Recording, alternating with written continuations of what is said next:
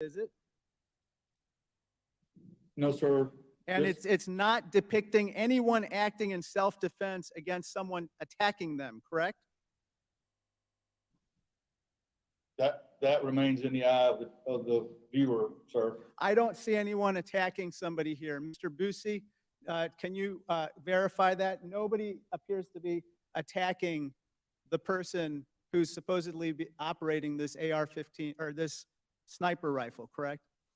Yes, sir. That appears to be an ad which in some way glorifies the idea of becoming a sniper with that rifle. Mr. Daniel, this advertisement appears to depict premeditated violence or murder from a rooftop. As you know, the Highland Park shooter in Illinois rained down bullets from a rooftop. 8-year-old Cooper Roberts was paralyzed from the waist down when he was shot from a rooftop, Mr. Daniel. 2-year-old Aiden McCarthy was orphaned when both of his parents were murdered when they were shot from a rooftop. Sir, this tweet appears to suggest a planned murder, and I would respectfully ask authorities and law enforcement to see whether this particular advertisement is even legal. Mr. Busey, according to various outlets, including the Daily Beast, the Sig Sauer Corporation is selling a new weapon called the Mcx Spear Rifle.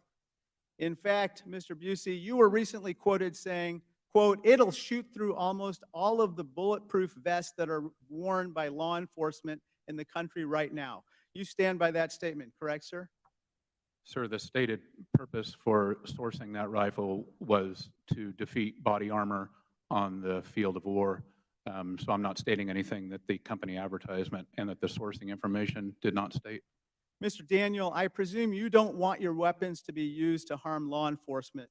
Will you commit that you will not sell a weapon that tears through bulletproof vests? Congressman, we sell the very best products made for self-defense in the world. So you're not answering the question. It's a yes or no question. Mr. Kalloy, same to you. I presume you won't sell a weapon that tears through bulletproof vests, will you? Congressman, with all due respect, the ability to pierce body armor typically relates to the ammunition, not the firearm. And so you will not sell that ammunition either, will you? Congressman, we do not sell ammunition. We sell firearms. We sell in a variety of calibers, but we do not currently sell ammunition. Gentleman's time has expired. The gentleman from Florida, Mr. Donalds, is recognized for 5 minutes. Thank you, Madam Chair. First and foremost, obviously in the committee room today, we have family members from Highland Park and from Uvalde. You know, for what you guys have had to go through, loss of your loved ones is a tragedy, obviously, for you, but for all of us, because nobody wants to see these heinous acts occur. Like, everybody is truly grieved by it. I think that for the families who are here, and for even the families who might be watching this hearing, you might be concerned about what happens here in Congress and not understanding why the tragedy that has been, inflicted upon you is part of a debate or a part of a back and forth between members of Congress. And I think it's important for not just the families, but for the American people to understand that when these tragedies occur, we grieve with you, but we also have the responsibility for governing the nation. We do not have the ability, although sometimes in previous Congresses that ability has been taken. But in my view, we do not have the ability to just simply pass laws because of tragedy or because of heartache. When we pass laws, the appropriate way to conduct ourselves as a legislative body is to understand what has happened in our country, but then still having to apply the Constitution, still having to understand and apply the various elements of natural law, and still having to apply a consistent fabric that all Americans can live under and can honor and can respect. These tragedies are crippling to see. But in and of themselves, those tragedies do not change the Second Amendment to the United States. I had a conversation in the hallway with one of the survivors of the Highland Park shooting. And in our conversation, what was mentioned was, well, what about amending the Constitution? And I would add to any one of my colleagues that if they wanted to go through the political and legislative process of amending the Constitution, that is the way we set policy and law from a governing standpoint in the United States. And so I just wanted, I think it was important to kind of make that up, because we're going back and forth between ads and gun specifications. But for the people here in this hearing, it's important to understand why these deliberations are happening in front of you. And for the people who are watching on C-SPAN or wherever, understand why these deliberations occur. Because we just can't, in my view, just pass something and just do something for the sake of doing something. Because the history of Congress is replete with Congress doing something and often doing it wrong. And then ignoring what they did wrong because you already got the ticker tape parade. Mr. Busey, quick question for you. You've referred several times in your testimony today that the weapons that we're talking about under a proposed assault weapons ban are quote unquote weapons of war. And I'm paraphrasing your comments. Are these weapons, the ones that are sold, the ones that are manufactured by the companies here today and other companies that are not with us, are these the same weapons that are used by men and women of the United States military? With very, very minor differences, yes, they are. And in some cases, they are superior to the guns that we are supplying to our soldiers. Can you stipulate the differences between the guns that are used by members of our military versus what are sold by retailers? That would be an awful long list, but I think what you're getting at is whether many of the guns supplied to the military have a selective fire switch, which means they can fire in 3-round bursts or fully auto versus semi-automatic. So what our men and women in military have are 3-round bursts and fully automatic. Is that available for sale in retail in the United States of America to citizens? Not generally, no, but there are many firearms instructors who now advocate that single fire, as in semi-auto fire, is more effective and more deadly than 3-round burst or fully auto. Advocating versus what is actually allowed on a firearm, those are two different things. Wouldn't you agree, Mr. Busey? Excuse me, sir, I don't understand your question. If your position is that semi-automatic firing is somehow better than fully automatic or 3-round bursts, those are different distinctions. Isn't that true? I didn't make that designation, but there are many firearms instructors, including military firearms instructors, who now advocate for single shot as in semi-auto. Ms. Okafor, the weapons that are used by the United States military, are they superior in frankly, stopping power and ability to repel forces in a military theater than what is sold on the open market today to Americans? No, sir, I don't believe so. I'm talking to Ms. Okafor, sorry. Sorry. I'm sorry, can you repeat that? I'm a little over, but I thank the chair for her indulgence. The weapons that are sold by retailers today that are the subject of this day's hearing, are they similar in stopping power and effectiveness than what is used by members of the United States military, even though they have the same look? An M16 or M4 or an AR-15 are different in the fact that you're able to have the bursts or 3-round bursts or the fully automatic option that's readily available to military versus having to have a Class 3 license that a civilian has to have and obtain in order to have a firearm with that capacity. Thank you. Gentleman's time has expired. Gentleman from Maryland, Mr. Raskin, is recognized for 5 minutes. Thank you, Ms. Chair. Mr. Daniel, you said that the suffering of the children in Uvalde and other victims of the AR-15 was, quote, unfathomable to you. Does this mean that you do not understand the impact of AR-15s on human flesh and the human body? Congressman, what I was referring to is the horrible situation that these people had to endure and do we understand the impact on the human flesh of your product? Yes, sir. Every firearm is capable of killing a human. Okay. reclaiming my time. In his important testimony today, Mr. Bussey referenced the bloody violence that we experienced on January 6, 2021, something not mentioned by our colleagues who continue to think it was a tourist visit and are clearly soft on criminal insurrection and soft on criminal violence against our police officers. Americans killing Americans, that's a good description of what's taking place with gun violence today. But on January 6th, we experienced the worst domestic insurrection against our government since the Civil War. More than 150 officers were wounded and injured, and several people were left dead in the rampage. The rioters shut down the counting of electoral votes and drove the House and the Senate out of our chambers. And although there was a huge arsenal of pistols, rifles, AR-15s, and other firearms brought to the area by the insurrectionists on January 6th, the email and text traffic of the extremist groups reveals that many of them decided to temporarily leave their firearms in specific sites outside of DC because of the district's stringent gun laws until they thought that firearms would be necessary. Now, amazingly, in the wake of this savage insurrectionary attack against our government, the NRA and its followers in Congress continue to propound the idea that the Constitution, specifically the Second Amendment, gives people a right to violently attack and overthrow the government of the United States. This so-called insurrectionary theory of the Second Amendment maintains that its purpose is to allow citizens to wage armed resistance if they think the government is being unfair or unjust. The reading is absurd and flies in the face of the plain text of the Constitution, which in at least 7 different places that I count clearly forbids and punishes armed resistance against the U.S. government. A few examples. The Republican Guarantee Clause, Article 4, Section 4, provides the U.S. shall guarantee to every state in this union a Republican form of government and shall protect each of them against invasion and against domestic violence. This was written in the Constitution specifically in response to Shays' rebellion and armed resistance to the government, which the founders strongly condemned. The Treason Clause, Article 3, Section 3, Clause 1, states treason against the United States shall consist only in levying war against them or in adhering to their enemies.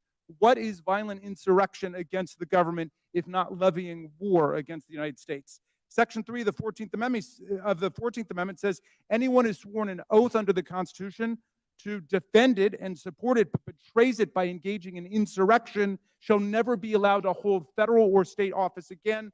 And one more example, Article 1, Section 8, Clause 15 says, Congress shall have the power to provide for calling forth the militia to execute the laws of the Union, suppress insurrections, and repel invasions. Now, do our colleagues really believe that the Constitution explicitly and repeatedly gives the government the power to suppress violent insurrections, but the Second Amendment in invisible ink gives the people the right to engage in violent insurrections? This is absurd and outlandish.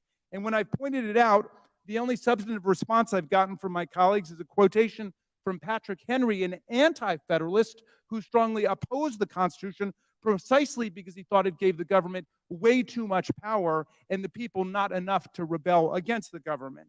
And when I pointed this out, my friend, Mr. Roy of Texas, who's by far the most articulate and able defender of this doctrine, concedes that I'm right about the Constitution, but shifts over to talk about the Declaration of Independence, which I cheerfully concede is a revolutionary document, and which explained why, after a long train of abuses and usurpations by the Crown and Parliament, we needed to dissolve the political bands of union with England. But that's the whole point. We are governed by the Constitution, which is positive law, and nowhere does it grant a right of insurrection. It opposes it at every turn.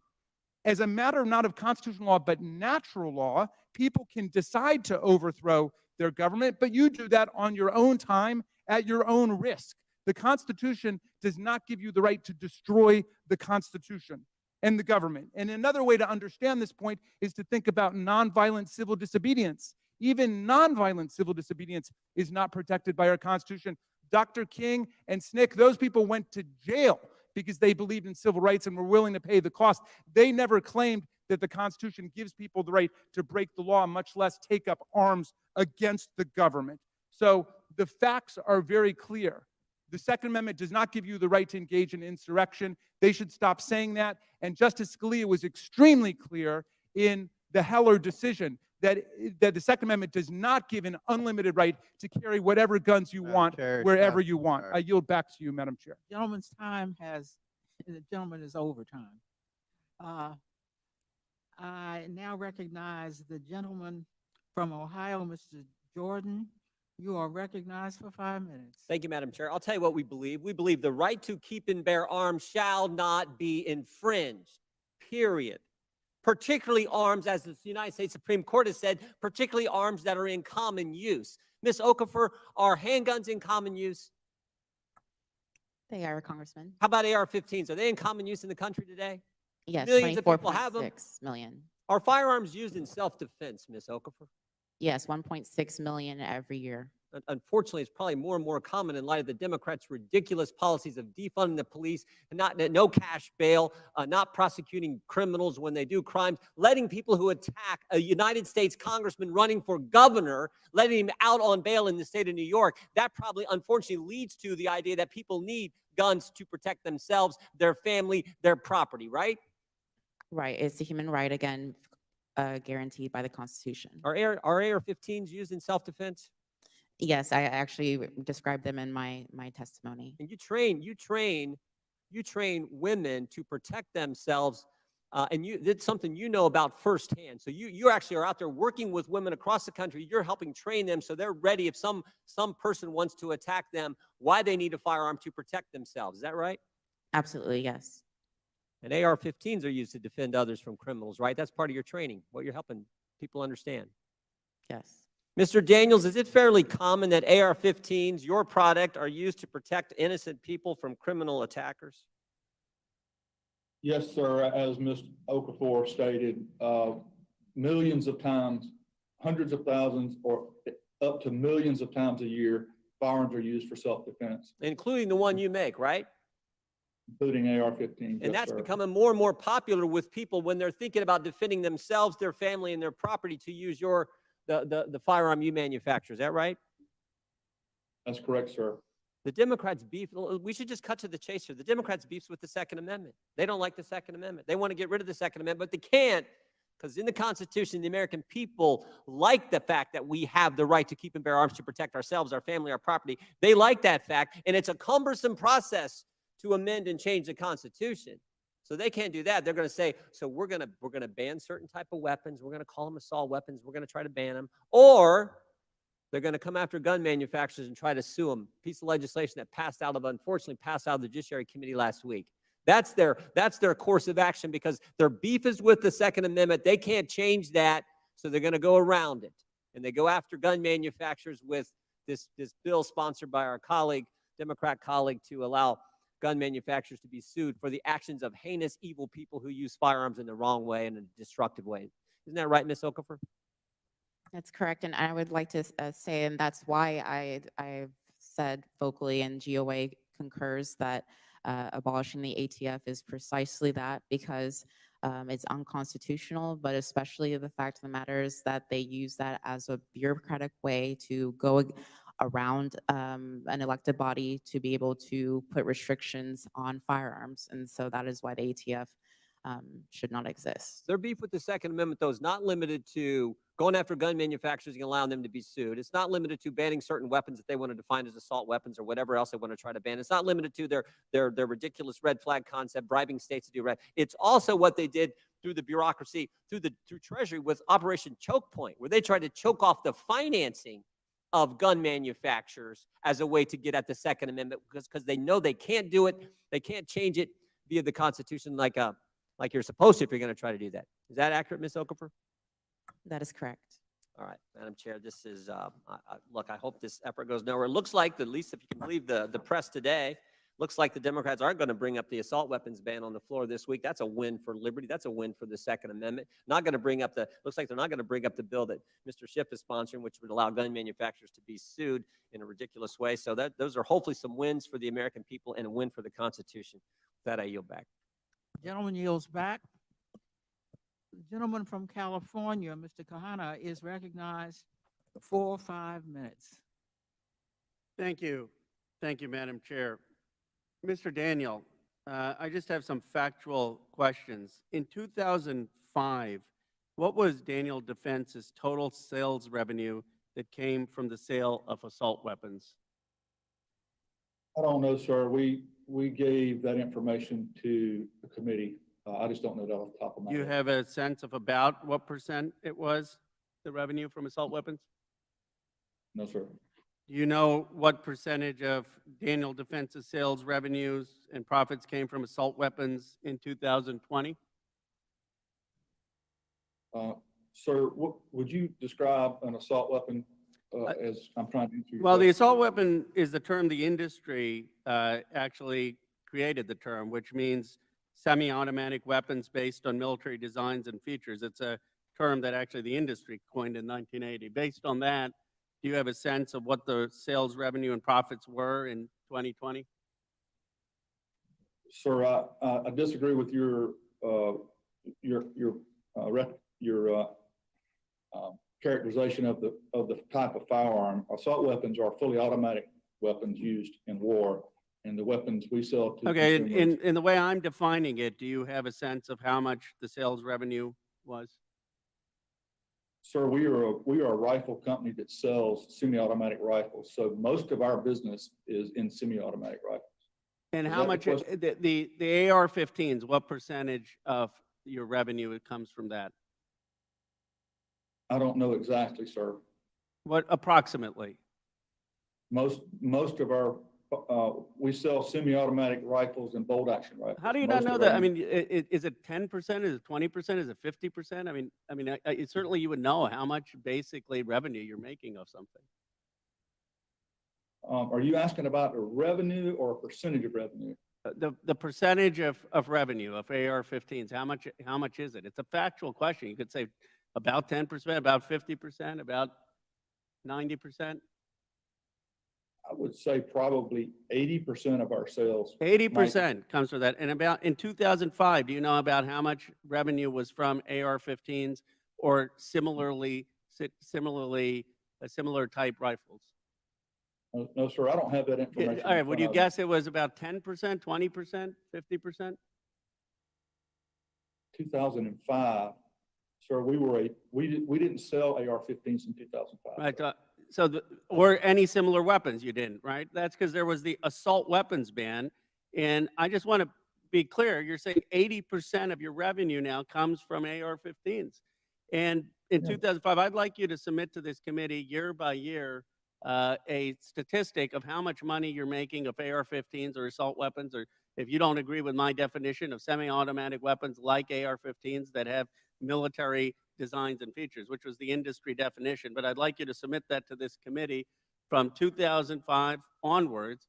I'm a bit perplexed that you don't know how much revenue you're making out of the sales of these weapons. I mean, 80% is a lot, and I'm surprised you don't know how it's tracked. I mean, I think your shareholders may be surprised by that. Mr. Killoy, Will the gentleman yield? Will the No. gentleman yield? no, not right now. I mean, is it for a question? Yes, for a question. Let me just finish this on my time. No, I have a question for you. You just asked a, Well, is my time being counted? This is the gentleman's time. I'm happy after my time is expired to entertain a question. I don't want my time to be interrupted. Mr. Killoy, in response to Sturm Rogers, more than 2/3 of your shareholders have called on your company to produce a human rights assessment of the products you manufacture. When, Mr. Killoy, will this report be complete? Congressman, actually, less than 50% of our shareholders actually voted for that proposal. However, it did pass at our most recent annual meeting. We plan to consider that in due course at the next upcoming board meeting. However, I would remind the committee that that was an advisory Let me vote. just say this. Do you currently track crimes committed by the products that you sell? No, sir, we do not. Would you commit to tracking that as part of this report, a human rights assessment that you're now required to do? Congressman, respectfully, that's not our job. We're not law enforcement. We don't have the resources, training, or Well, respectfully, capability to do anything other than monitor the news board information. wants you to do a human rights assessment of the products you manufacture. I would assume that the first thing you would want to know is how many people were injured or killed based on those products to do that assessment. And you're saying you wouldn't do that? Sir, it's actually a shareholder vote. The board, of which I am one of 9 members, we will consider that and consider how we go forward on doing that. But frankly, we don't violate human rights. And to say we do is just not correct. I'm just saying what The your gentleman's shareholders. time are has saying. expired. The gentleman from Pennsylvania, Mr. Keller, is recognized for 5 minutes. Thank you, Chairwoman, and Ranking Member Comer, and our witnesses for being here today. The Second Amendment protects Americans' constitutional right to keep and bear arms. And as a gun owner myself, I have immense respect for the responsibility that comes with owning and operating a firearm. Ms. Okafor, as an instructor, can you please explain to us or walk us through some of the best practices you teach regarding firearm storage and safety? Of course, depending on what type of firearm, but in general, overall, when it comes to storage, it's usually based on what is best, of course, for that person in their home. Also, if they're going to be taking it on their person outside of the home or keeping it in their home. But usually it's, of course, to keep it in a safe place, a place that is readily accessible to them and those who are able to use it safely. And in storage to make sure that it's something that isn't in plain sight to anybody who's not able to use a firearm in a safe manner. Basically, the responsibility that comes with the right of owning a firearm. Absolutely. It comes down at the end of the day to the individual, the family members, to make sure that those who are in the home are able to properly use a firearm in a safe manner. I am a mother of 2 children, and when they're of age, as early as they can, I'm going to make sure that they know how to properly use and store a firearm. That's the responsibility of any firearm instructor and owner. Thank you. There were almost 40 million background checks performed last year, yet some criminals seem to still go under the radar. What rules and regulations are in place for those who lawfully possess and use firearms? The rules and regulations go from safety, of course, of making sure that they know the 4 safety rules of making sure they know their target and what's behind it. They know that any firearm should be seen as loaded. There's several different safety measures that any instructor is going to impart upon their person that they're working with. When it comes down to it, though, it comes down to their home and their environment and what's best for their environment to make sure, again, that they're able to defend themselves in their home in a quick manner. Yeah. Do you think stricter laws on firearm manufacturers would actually curb violent crime? No, I mean, right now we already have strict laws on gun manufacturers. The fact that, again, the ATF has already rules of an FFL, for example. The fact that, again, the typical person, it's very, very expensive to even acquire any type of fully automatic firearm to begin with, because the Hughes Amendment in the 1986 amendment that kept it very, very hard for most people of any type of lower to middle class socioeconomic status to be able to achieve to have a firearm in that sense. When it comes down to it, most people can't afford most AR-15s because of the prices that are behind it. So when it comes down to it, ATF and the FFL laws that go with the ATF have put many restrictions already on gun manufacturers as it is. It was already mentioned about the estimation of how many guns are used in self-defense. It's a CDC ordered a study, and it estimated 500,000 to 3 million times a year in self-defense. So how would additional rules and regulations impact Americans' ability to protect themselves, especially women and people in communities of high crime? These additional gun restrictions have already shown to restrict those, particularly those of a lower socioeconomic status. I know we were referring to this buy now, pay later. The thing is that really what it's going down to is that you're making it harder. You're putting a financial barrier on those who only quote unquote crime is that they unfortunately don't have the means of paying for something which is their fundamental right to exercise is the Second Amendment. So that's that's unfortunately what we're seeing when we see these gun restrictions. We're seeing it really keep people who should be able to protect themselves and their families from being able to do so because of financial barriers. Yeah, thank you. It's time for Democrats to stop villainizing law-abiding citizens for exercising their constitutionally protected rights and instead focus on enforcing current law by supporting law enforcement and full prosecution of violent individuals and criminals. As President Reagan once said, we must reject the idea that every time a law is broken, society is guilty rather than the lawbreaker. It's time to restore the American precept that each individual is accountable for his actions. Thank you, and I yield back. The gentleman yields back.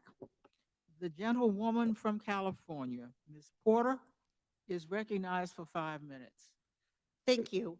Other industries take seriously their responsibility to manufacture products that protect consumers.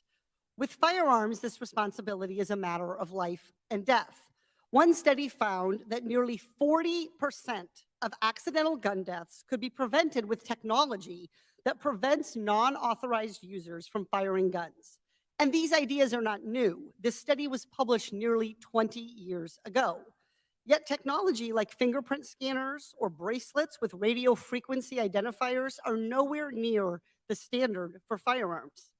Mr. Killoy, how many of your firearms come equipped with fingerprint scanning mechanisms? Congresswoman, none of them currently come equipped with such a device. None. Mr. Daniel, how about Daniel Defense? How many of your weapons come equipped with fingerprint identity scanners? Congresswoman, we do not sell any type of firearm this way. Our customers have not asked for such. Okay, so that's a no. This is my cell phone. Mr. Killoy, it scans my fingerprint each time I go to unlock it. Is this a weapon? No, ma'am. Can this fire bullets that shred people's vital organs? This phone? No, Congresswoman, it can't. Then why should this device require more steps to operate than your company's firearms, which have been used in accidental shootings, mass shootings, and homicides? Congresswoman, respectfully, your cell phone doesn't generate internal pressures of upwards of 60,000 pounds per square inch. The operating system of a firearm is extremely dynamic, extreme high pressures, lots of moving pieces, and first and foremost, a firearm, especially one used for self-defense, needs to function reliably. Okay, As, respectfully, Mr. reclaiming my time. These fingerprint scanners are offered in some firearms. Some manufacturers sell this and they work. Your company and Mr. Daniel's company chooses not to. Let me demonstrate again how long this takes. It's instant. It's instant when I pick up my phone. Certain safety features, other safety features like chamber-loaded indicators or magazine disconnects are required for any gun sold in my home state of California. A magazine disconnect prevents a gun from firing if the magazine is not attached. My kids' Nerf guns have this safety feature. This decades-old safety feature prevents guns from shooting bullets that remain in the chamber after a magazine has been removed. Mr. Killoy, do all Ruger rifles that have magazines come equipped with magazine disconnects? Congresswoman, magazine disconnects typically are a feature offered on a handgun, a pistol in particular. Do all your in handguns or fact, pistols have magazine disconnects, sir? Some do and some do not. Okay, so some do and some do not. Mr. Ruger, do your guns have magazine disconnects? Sorry, Mr. Daniel, do your handguns have magazine disconnects? Ma'am, we don't sell handguns. And your large capacity guns do not have that feature either? Our rifles do not have that feature, no ma'am. Magazine disconnects are also not new. These features come standard in every gun that is sold in my home state, and those features prevent accidental deaths. In 2020, 149 children died in incidents when the person did not intend to fire the gun. Mr. Killoy, Mr. Daniel, kids are dying because you refuse to implement these safety technologies like fingerprint scanners and magazine disconnects. And these technologies were studied and developed decades ago. Mr. Killoy, will your company commit to adding fingerprint scanners to every firearm Ruger manufactures? No, Congresswoman, we will not. Mr. Daniel, same question. Will your company commit to adding fingerprint scanners to every Daniel Defense firearm? Congresswoman, our guns fire when there's a bullet in the chamber, and it doesn't fire when there's not a bullet in the chamber. A gun should be kept, and if it does not want to be fired, if the owner does not want to fire it, they should not keep around in the chamber. But the question is, will you commit to adding fingerprint scanners as a safety technology to every Daniel Defense firearm? Yes or no? No, ma'am, our customers are not interested in that. Mr. Killoy, will your company commit to adding magazine disconnects to every magazine-loaded Ruger firearm? Congresswoman, we have in many of our pistols, our semi-automatic pistols, we offer that as a feature. And if our customers choose to buy one of our firearms that has a magazine safety disconnect, they can. Other times they choose not to have that particular feature. Gentlelady's time has expired. The gentleman from Arizona, Mr. Biggs, is recognized for 5 minutes. Thank you, Madam Chair. This hearing is yet another transparent attempt to malign law-abiding Americans and American companies. My Democrat colleagues correctly note that there's been an increase in violent crime in this country over the past 3 years, but incorrectly claim that firearm manufacturers are contributing to or fueling violent crime. The laws of supply and demand apply to the firearms market in the same way that they apply to other markets. Firearm manufacturers are responding to demand from the American people who are experiencing dramatic increases in homicides and aggravated assaults in their communities. Americans who are seeking to protect themselves and their families, a right recognized in this country by our Second Amendment. Democrats in Congress continue to infringe on this right and to shame law-abiding companies who ensure that Americans have the means to protect themselves. I thank each of you for your testimony today. Ms. Okafor, thank you for the work that you do to promote safe and responsible firearm ownership. I appreciate your discussion of the relative merits of the AR platform. I discussed in the judiciary markup last week on this topic, which is interesting because these the chairs of this committee, of these two committees, are running against each other. So we have competing. We just do the same hearings back and forth. But I mentioned that my wife actually prefers the AR-15 because it is easier to handle. It's more stable for her, and in a case of defense and the need for stability and be able to respond under a stressful situation, she'd be more comfortable with an AR-15. The features of the AR-15 make it an incredibly viable weapon for defense. In your written testimony, Ms. Okafor, you discussed some of the recent trends in new firearm ownership. And before I ask you to discuss those with us, I'll tell you that I talked to multiple gun dealers, retailers in my district who tell me that the #1 new owner trend in my district are women who are Democrats, which I find interesting. Ms. Okafor, can you discuss the trends with us, please? Absolutely. What I discussed earlier is that the fastest growing demographic of gun owners are African American women.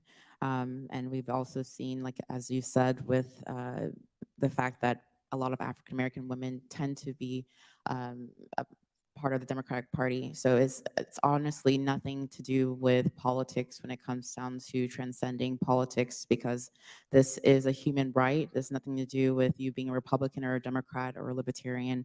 It has to do with the fact that you understand your right to defend yourself, and you want to be able to do so. So many people in America are doing just that. And you kind of discussed it, but what are you hearing is the rationale for these new demographics who are coming out and buying guns? Particularly for women in general, what I found many times, particularly other mothers, saying that they know that at the end of the day that it comes down to them to defend themselves, to defend their children, particularly during the pandemic when unfortunately there were in many instances where people weren't sure if they were going to have a police officer, police department get to them in time because of what was going on. So many people, including what was going on during that chaotic 2 years, found it necessary to then purchase a firearm, particularly for self-defense. Mr. Daniel, Mr. Smith, what's your understanding about the motivations of Americans who are purchasing a firearm for the first time? Mr. Daniel, you first.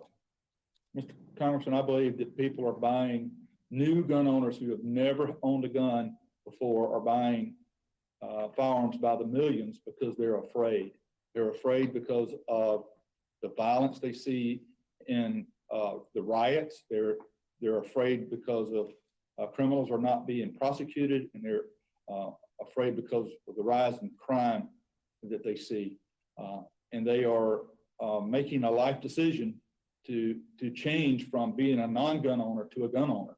And I suspect, sir, that they will also be making a decision, a life-changing decision in the way they vote. Thank you, Mr. Smith. Congressman, I agree with what we've heard from Ms. Okafor and Mr. Daniel. We are seeing a much greater increase of people purchasing firearms, particularly their first firearm, for the purchase of defending their homes and their person. Again, we saw that increase from the beginning of 2020 on as it related to things going on in our communities and our society, the COVID pandemic, defund the police movement and civil unrest, as well as the fact that we were entering an election cycle where the Second Amendment was on the ballot, and a lot of people felt that that was also a critical factor in a decision to purchase a firearm. Thank you. Madam Chair, before you take my time away, I do have an article I would like to submit into the record. So ordered. Thank you. The gentleman's time has expired. The gentlewoman from Michigan, Ms. Tlaib, is recognized for 5 minutes. Thank you so much. Mr. Bussey, why are Americans afraid? I think that's a complex question. They're afraid for many reasons. We've had much societal turmoil in the last 5.5, 6 years for sure. Yeah, well, let's get to this. You know, gun manufacturers have sought to boost their sales by promoting their ties to the military and law enforcement. Smith & Wesson referred to this as, quote, halo effect.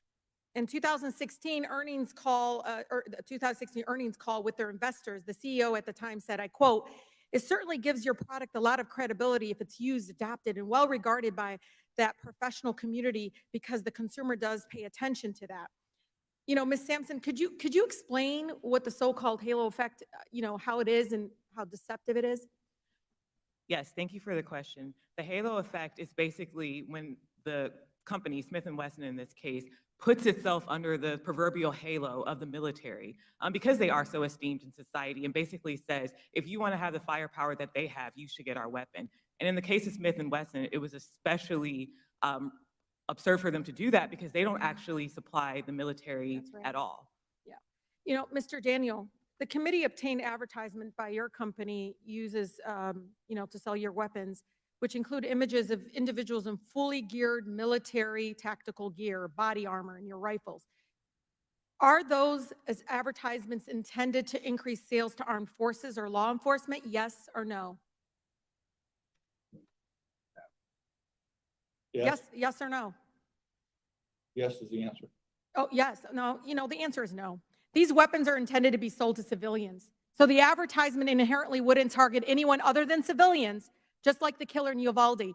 Another one of the gun manufacturers this committee has also investigated was Sing Sauer, often employs these tactics as well. And I'd like to put one of their ads on the screen, if I may.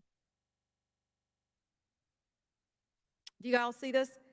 This is an ad for Sing Sauer's Mcx assault rifle. It depicts troops in combat zone with modified assault weapons, including one with a grenade launcher. The text of the ad emphasizes the rifle's, quote, modularity, or makes it, quote, ready for every possible mission, in a not so subtle reference to their military style and use. These are not pictures and themes that suggest that the assault rifle was used to be used for hunting or sport shooting. So, Mr. Bussey, how is this kind of imagery and rhetoric dangerous when the primary advertising target is civilians with little, if any, military firearms training? Well, these are very serious weapons, and it's a very common practice now in the firearms industry. Did not used to be, but it is a very common firearms industry marketing practice now to market to or using special operators or trained military officers or military weaponry, but focus the marketing at consumers because that's where the larger and profitable marketing segment is. You know, Singh Sire sold the AR-15 style rifle used by the mass shooter to kill 49 people in Pulse nightclub in Orlando, Florida. In 2016, 3 of those weapons were used by shooter in Las Vegas, Nevada. In 2017, to kill 60 people. The company recently, like literally, are selling the version of its new rifle that they have contracted out, their M14 or whatever for the U.S. Army. They're selling the same configuration that is near match to what American soldiers will be soon be using in battle. We shouldn't be surprised when young men purchase these weapons to be more like soldiers in the picture. And we shouldn't be surprised when they try to act like them either. These dangerous ads must stop. Yet they're breeding domestic extremists and putting communities of color, communities that are incredibly vulnerable, especially like children in our schools and minority groups, at grave risk. And so it's incredibly important that we call this out what it is. They are targeting folks to do what they to basically target the most vulnerable by selling it that way. This imagery is not towards soldiers, to the lay people, civilians. They're advertising it in a way, again, that depicts it to endanger people's lives. And so it's incredibly, again, important that we understand this is intentional. The halo effect is real and is profit-driven, and lives are lost because, again, they don't care who dies. They care how many guns they're selling to people. And the more people they can show that you can be like law enforcement and soldiers that have been trained in military battle, then they're going to be able to, again, expose us to more death and more violence. With that, I yield, Madam Chair. The gentlelady has yielded. I recognize the gentleman from South Carolina. Mr. Norman, you are recognized for 5 minutes. Thank you, Madam Chair. You know, I think I've heard it all. I've heard my good friends, Democrat friends, asking why people feel unsafe. It's because of the dismantling of the police departments that they feel unsafe. I hear my good friends on the other aisle tell manufacturers how to build a gun when I don't think they've ever had any experience building a gun. I think I've heard my friends on the other aisle talking about concern for civilians. What in the world? Where is the concern on the 300 per day use that are dying from fentanyl because it's coming across the border unfettered because of this administration's lack of will to stop an invasion at the border? Where are the hearings about the supply shortage that people can't unload a plane? We put a man on the moon, but we cannot unload a ship. You know, what about the 154 cities that have been torn up with no repercussions from those who did it? I mean, the list goes on and on. And, you know, I keep hearing gun violence, gun violence. I was talking to my good friend, Mr. Clyde, and we both agree that we've all had a lot of guns. I have, he has far more than me. I've never had a gun get violent with me. Never in my life have I had a gun get violent with me, but I have seen where people use guns for the wrong reasons. Just like the Ford that went through the Christmas parade that ran over people. It's by deranged people. It's by mentally unstable people. And it's insane, some of the things that my Democrat colleagues want to do. Make the gun manufacturers liable. You know, it's unbelievable that you'd make the Ford makers of automobiles liable for every wreck, or those who get drunk on Jack Daniels, make them liable. I mean, make the Jack Daniels company liable. It doesn't make sense, but that's just usual with what's going on today in this country, and particularly with this administration. Mr. Smith, President Biden has said that gun manufacturers are completely immune from liability of any kind. Is this a correct statement? Congressman, I'm curious, you directed that to me, Chris Killoy from Ruger? Yes, sir. You can take it. Take the question. Yeah. All right. Yes, sir. You know, we are not immune from prosecution. If we make a defective product, you know, certainly we are subject to normal product liability like everyone else. You know, the Protection of Lawful Commerce in Arms Act, which is typically what we're talking about here, really codifies existing common law. If you know, and the average time to crime that the ATF has recently reported is over 7 years from when a firearm is first legally sold. On average, if that gun is recovered in a crime and used in a crime, 7 years time to crime. And again, to try to hold a firearms manufacturer liable for that crime or that criminal activity just does not make sense, does not comport with our jurisprudence in this country. And I respectfully would suggest that that's not the right way to approach this problem. Okay, and I heard my Democrat friends asking about what kind of profit are you making? What kind of, what is your company making as far as dollars earned every year?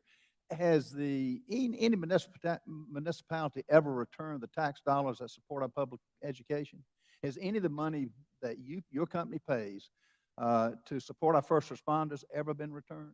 Has any of the municipalities returned the money that goes for law enforcement? No, Congressman, it is not. So they take your tax money, yet we got my Democrat colleagues who are basically trying to say that you're making obscene profits. You compete with other gun companies, don't you? You don't have a monopoly, do you? No, sir. We're one of right now about 17,000 federally licensed firearms manufacturers licenses that have been granted. So that you compete on the open market. It's called capitalism. And it's what so many of my Democrat colleagues, they're professional politicians, but they've never been in the free market. They have never experienced making money or losing money. And for politicians to tell you how to build a gun, I think I've heard it all. But it's the most ludicrous, insane question that I can even think of. But I want to thank you for appearing today. Thank you for answering the questions. And for each of you, we're not going to we're going to try not to let them strip the Second Amendment. We're going to fight as much as we can to stop that. Thank you so much. I yield back. The gentleman yields back. The gentlelady from Ohio, Ms. Brown, is now recognized for questions.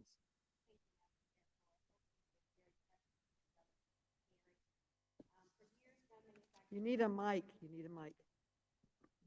Thank you. For years, gun manufacturers have operated with little to no oversight and have been shielded from accountability by NRA-backed members of Congress and a conservative Supreme Court. Their irresponsible advertising and sales practices have flooded communities like mine with weapons of war, resulting in loss of life and generational trauma. This history mirrors the unchecked greed of pharmaceutical companies who are only now facing the consequences of the harm caused by their own irresponsible advertising and the role they played in the opioid crisis. It is far past time for gun manufacturers to face some accountability. So, in an effort to maximize the use of my time, Mr. Daniels, I'll be asking you a series of yes or no questions. So, Mr. Daniel, are you familiar with the ongoing opioid crisis and the role that irresponsible advertising played in getting millions of Americans, including many Ohioans, addicted to drugs? I'm somewhat familiar with an opioid issue, a problem, but I'm not real familiar with the advertising. What is the advertising? I would encourage you to then look into the well-documented reports about these advertising practices and familiarize yourself with the guilty plea of Purdue Pharma, which has been filed and resulted in billions of dollars of fines that they have been directed to pay as a result of their dangerous advertising. You will see an ad. Mr. Daniel, I have a photo of some promotional items Purdue Pharma once distributed to promote the purchase and consumption of Oxycontin displayed. As an American, do you have any concerns with the marketing of Oxycontin in a way that could have been viewed as trivializing the addiction and deaths that occur from it? Yes or no, please. I'm not familiar with this advertising, and I'm not sure what they're trying to do here. Well, let me help you.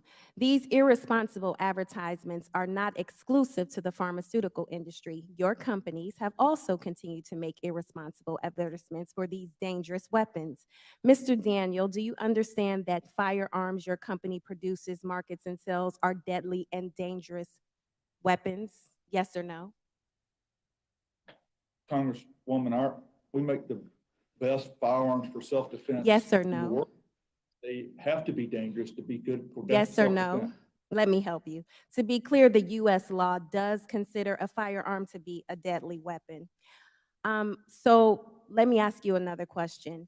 Do you believe it is appropriate to market guns in such a manner, and you should see an ad that your company produced when gun deaths are now the leading cause of child deaths in the country, and a teenager used one of your weapons to kill 19 children just a month ago? Ma'am, you've said a lot. What was the question there? Do you believe it is appropriate to market guns in such a manner, as your advertising has done, when gun deaths are now the leading cause of child deaths in the country, and a teenager used one of your weapons to kill 19 children just a month ago? It's a yes or no question. This advertisement you're showing is a safety advertisement. Is it about- appropriate? It's a yes or no question.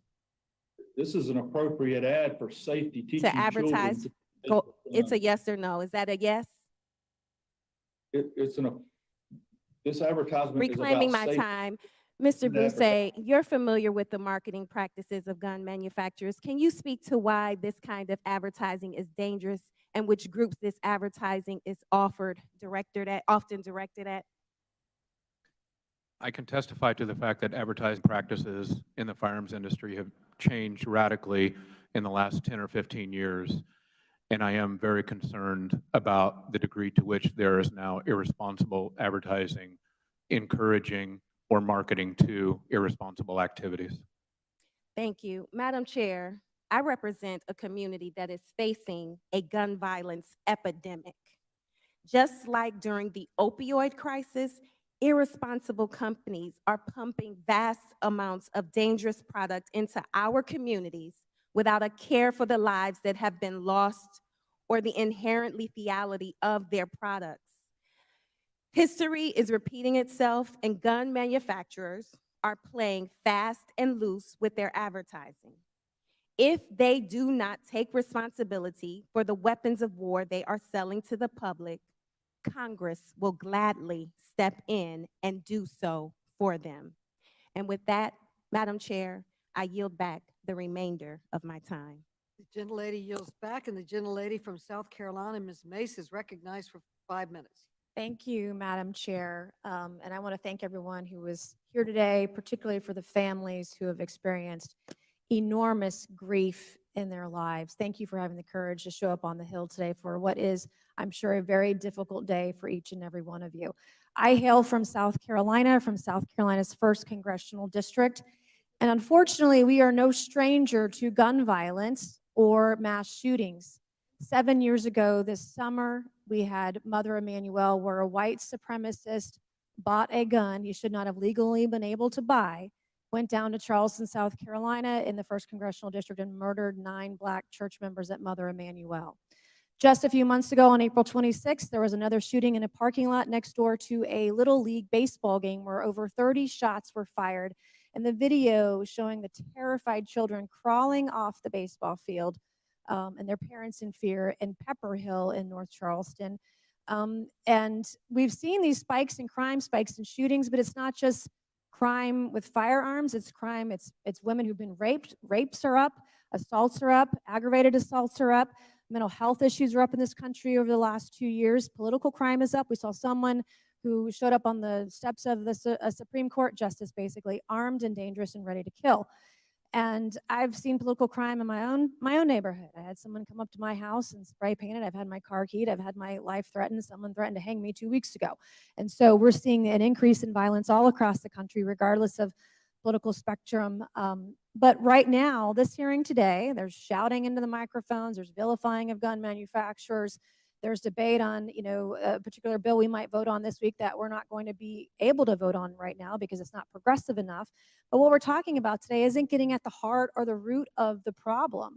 And we're going to have this hearing. It's going to be theater. It's going to be a performance today for the cameras that are here. And we're not going to solve the problem of violent crime or violent crimes with firearms. And we've got folks on this committee that want to defund the police. Well, the reason Democrats can't have a vote on banning certain types of firearms this week because there's other legislation out there that doesn't go far enough that funds police, doesn't defund them. And we can't have a real conversation about what's getting at the root of the problem. We had Highland Park devastatingly a few weeks ago where 7 people were killed. Well, just last weekend, just a few days ago in the city of Chicago, 65 people were shot, 5 people were killed. And this is every single weekend in the city of Chicago where they have gun control measures and they're not working. And this is a very emotional subject. It's personal to me. It means a lot in my district. And we've got to get to the root of the problem. And many things that we could be talking about today. The active shooter alert that we passed out of the House a few weeks ago, one step in the right direction. But what I've learned in my research trying to figure out gun crimes in this country is most of the legislation that we are tackling at the federal and state level will not address the issue whatsoever. Ms. Sampson, I have a few questions, and Ms. Okafor, I have a few questions with the little bit of time that I have left. Ms. Sampson, my first question for you today is, does a gun commit a crime? Individuals with guns Yes. commit crimes. Thank you. Is there any other industry in the country where we punish the manufacturer of a product that's made legally, purchased legally, that might then be later used to break the law? Do we do that? Do we punish manufacturers of alcohol or cars or knives for crimes that may be committed with those products later? So the distinction there, thank you for that question, because there's been a conflation. We're not trying to hold manufacturers accountable for other people's activities. We're trying to hold manufacturers accountable for their activities and fueling the market. And when it comes to that, we do that. So the example. Okay, I'm going to reclaim my time just real quick because I have a couple more questions, but thank you. And I would argue that my colleagues on the other side of the aisle are making it more about that than the other. So recently we passed legislation up here that would ban certain firearms under the age of 21. Did you know that Dylan Roof, who killed the mother of Emanuel 9, he was 21 at the age when he bought his gun. He was also 21 when he committed that crime. Ms. Sampson, do you know the percentage of folks across the country who are picked up with firearms illegally? Do you know what percentage are maybe charged with a crime and or convicted? I do not. Okay. It's hard to get that data. In fact, in the state of South Carolina, when we had this vote on this bill a couple of weeks ago, I learned that the vast majority of crimes committed with guns in the state of South Carolina, and I'm sure states are different, but the vast majority are going to be the same. Over 3,000 last year alone, but the vast majority of crimes with guns are committed by people over the age of 21. Thank you, and I yield back. Gentlelady yields back. The gentlewoman from Florida, Ms. Wasserman Schultz, is recognized. Thank you, Madam Chair. I'd like to talk about how gun manufacturers market weapons of war to young people today. In 2012, the editor of Junior Shooters magazine wrote, and I quote, "Each person who is introduced to the shooting sports and has a positive experience is another vote in favor of keeping our American heritage and freedom alive," unquote. He continued, quote, they may not be old enough to vote now, but they will be in the future." My first question is Mr. Daniel. Mr. Daniel, do you agree that getting young people interested in firearm ownership is positive for the industry's long-term profits and viability? Yes or no? Congresswoman, we actually started a foundation to help train young children to learn how to use firearm safety. Reclaiming my time. My question is, do you agree that getting young people interested in firearm ownership is positive for the industry's long-term profits and viability? Yes or no? Congresswoman, gun safety is important to our company. I wasn't asking, reclaiming my time. I'm not asking about gun safety. I'm asking about whether or not you agree that getting young people interested in firearm ownership is positive for the industry's long-term profits or viability. Can you please answer my exact question? Yes or no? Yes, parents buy guns for their children all the time. Yep. I ask because gun manufacturers employ various strategies to zero in on young people. And this marketing and mainstreaming of weapons of war in children's hands shows up in shocking and disturbing places.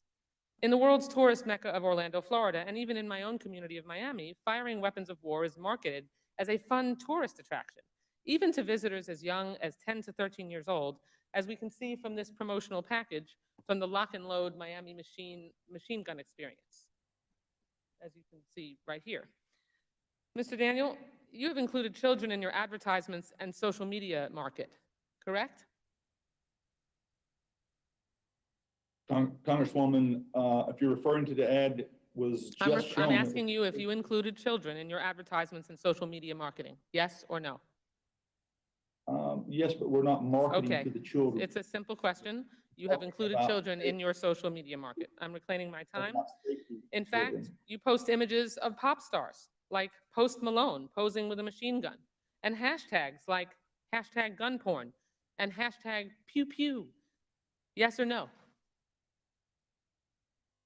And the gun that Post Malone was, Okay, did posted you or did you not, reclaiming my time, not a reclaiming my machine gun, time in, not excuse me, sir, I'm reclaiming my time. an Did you automatic post, in firearm, Mr. Daniel, legal. Mr. Daniel, I'm trying to ask you a question. Did you post a social media post with Post Malone posing with a machine gun and the hashtags gun porn and pew pew? Yes or no? Did you do that? No, ma'am. You No, did ma'am, not? we did not. I can The gun produce, I can produce the the social gun- media post if you'd like. That's fine if you'd like to, but the gun was not a machine gun. It was a semi-automatic Okay, firearm. that's we're legal. splitting hairs. Firearm. We're splitting It's not- hairs. Clearly, the gentleman is acknowledging that they posted something and we're splitting hairs over whether you called the weapon a machine gun. This strategy basically turns killing machines into social media thirst traps for young people who will see these weapons as sexy, hip, and alluring. The gentleman acknowledged that they have children in their social media. They had a social media star that is appealing to children, post with a machine gun and hashtags gun porn and pew pew. I mean, it really boggles the mind. Mr. Daniel, are you even remotely worried that these youth-focused marketing tactics appeal to impulsive teens who we've recognized can't even be trusted to buy cigarettes or a beer when they are under 21? Are you worried about that at all? Congresswoman, we are focused on teaching young people to use guns responsibly and safely. Okay, reclaiming my time. The social media and marketing that you do to children is not remotely focused on safety, nor is it trying to do anything other than having guns be more appealing to children. And just as I lose my time, Ms. Sampson, have there been any studies that correlate how the marketing tactics used by Mr. Daniel and other companies are related to incidents of gun violence among kids and adolescents? Yes, and they're in my written testimony. I'm sorry? Yes, and they're in my written testimony. But basically, it has to do with the fact that young people are susceptible, especially susceptible to messages from advertisers. And so when you tell children that these guns will give them more adrenaline, or you use first-person shooter games to promote firearms, things of that nature, it draws in young people who are more vulnerable and maybe not able to sort out reality from fiction. The gentlelady's time has expired. Thank you, Madam Chair. I appreciate the opportunity. I yield back. Okay, I just want to remind members that the chair has been even-handed while allowing members on both sides of the aisle latitude with respect to their 5 minutes today, and would ask that recognized members not be interrupted except by the chair. So now, Mr. Fallon, you are now recognized from Texas. Thank you, Madam Chair, witnesses and colleagues. I appreciate the opportunity to examine a critical industry that helps protect the freedom of American citizens every day. Ms. Okafor, I just want to say it's great to see you again. Denton County strong. Good to see you. Good to see you too. It seems strange to me that this committee has decided to bring in some of the largest firearm manufacturers in the country, but not the Attorney General, who is actually in charge of enforcing our gun laws and who conducts oversight on the ATF, the FBI, and other pertinent agencies, or why this committee hasn't brought in city and state attorneys who are refusing to uphold the law in a lot of these democratic areas. And why on earth aren't we discussing the scourge of violent crime in those same democratically controlled areas? Fact of the matter is that more gun laws and restrictive gun laws do not lessen crime. And I have to restate the last thing I said in our previous Second Amendment infringement hearing, that if you look at countries, for instance, like El Salvador, Jamaica, Venezuela, Honduras, that have some of the most restrictive gun laws in the world, they're also the most dangerous countries in the world with the highest homicide, and violent crime rates. But it shouldn't escape our notice that democratically controlled cities in our country with the most restrictive gun laws in our nation have actually higher murder rates than those aforementioned countries. St. Louis has a higher murder rate than El Salvador, and so does Baltimore. And it's actually safer to visit and live in Venezuela than it is to live and visit Detroit, Michigan. 50 years ago, there were 180 million guns in this country, and the murder rate was 9.6 per 100,000. And just before COVID, there were almost 400 million guns in this country, and the murder rate was 6 per 100,000. Again, more gun laws doesn't equal less crime. Mr. Busey, I got a quick question for you. You're a gun owner, and you were a firearms executive for decades, is that correct? Yes, sir. Do you own, let's say, 5 guns, personally? Yes, I own 5. Do you own more than 10? Yes, I do. Okay, so fair to say that you know a lot about different types of guns. I know some about some types of guns. All right, civilian AR-15, is that a fully automatic weapon? No, sir. Okay. And then there are several states that have so-called assault weapons bans, is that correct?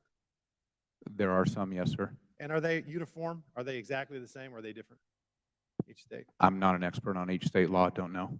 So you don't know if they're exactly the same cookie cutter? I don't. Okay. They're not, and I think it's because maybe, just maybe, we can't even seem to define what an assault weapon is, and that is a vague term and left up for interpretation. And Mr. Busey, you also are on record, if I'm not mistaken, please correct me, that you're calling guns weapons of war. I just heard one of my colleagues say it as well. I'm not sure your question there, sir. All right. Have you called firearms weapons of war? I have not called all firearms weapons of war, no. You have called some weapons of war? Yes, some firearms are Well, weapons see, of war, yes, sir. So when you were a firearms executive, did you market the Browning 1911? I marketed and sold 1911 style pistols, yes, sir. So 1911s were the firearm of the United States military from World War I to Vietnam, about over 50 years. They were the defensive handgun of choice for most military operations. They yes, were sir. they were a weapon of war. See, what I find offensive by that term is, and my colleague just said it as well, is I own an AR-15, and it's not a weapon of war, and I don't want to hurt anybody. It is a defensive weapon. It is a tool to allow me to protect my property, but far more importantly, my family, my children, and my wife. And I'm glad I'm not giving it up no matter what. And some of these laws that we're talking about, whether they're grandfathered or not, are going to make good law-abiding citizens criminals. And by definition, criminals don't follow the laws anyway. That's why I own one. So we have a bill, and from our colleague from Rhode Island, Mr. Cicilline, it's H.R. 1808. It's an assault weapons ban, which it makes it a crime to import, sell, manufacture, or possess semi-automatic weapons. To put plainly, this is an outright ban on all semi-automatic weapons. And this bill is political theater, and it's a complete farce. The American people don't support it. I'm sure there's many Democrats across the country and rank and file that don't support it. And it's an actual joke, and it's a disservice to our Constitution. Thank you very much, Madam Chair. I yield back. The gentleman yields back. The gentleman from Vermont, Mr. Welsh, is now recognized for 5 minutes. Thank you. Madam Chair, Vermont is a rural state, and we've had a tradition of responsible gun use. But things have changed. Things have changed deeply in Vermont. The day after the Parkland shootings, we came within an eyelash of having a mass shooting at a school in Fairhaven, Vermont, where a young man who had purchased weapons bragged that he was going to have a higher body count than anyone else before him. And it was only because of the extraordinary work of our local and state police and our school officials that that was stopped. In the night after that incident, where the near death of those kids almost came about, there was a school meeting. And as good a job as our police had done and our school folks had done, parents were expressing some anger and concern. And what it was, it is the apprehension that every parent has in this country now that the security that they had when they put their child on the bus or left their child off at the schoolhouse, that they would come home safe. That's been shattered. And it's not just a one-off incident in Parkland, but we're seeing it time after time. And it's the AR-15 that is the weapon of choice. And by the way, that weapon of choice, it's not accidental. 18-year-olds can buy that and they can't buy a beer. It's a weapon of choice because of the marketing. Be a man. Get this. On the road to manhunt. This is the way you can show how big a person you are. It is marketing this to vulnerable people who have wild expectations of what it means to be a man. So, Mr. Bossy, how much marketing do you do? I mean, is this worth it? Maybe could you restate the question, sir? Are you asking how much marketing? How much marketing are you doing? I'm no longer in the firearms industry, sir, so I'm not doing any marketing. Mr. Daniel.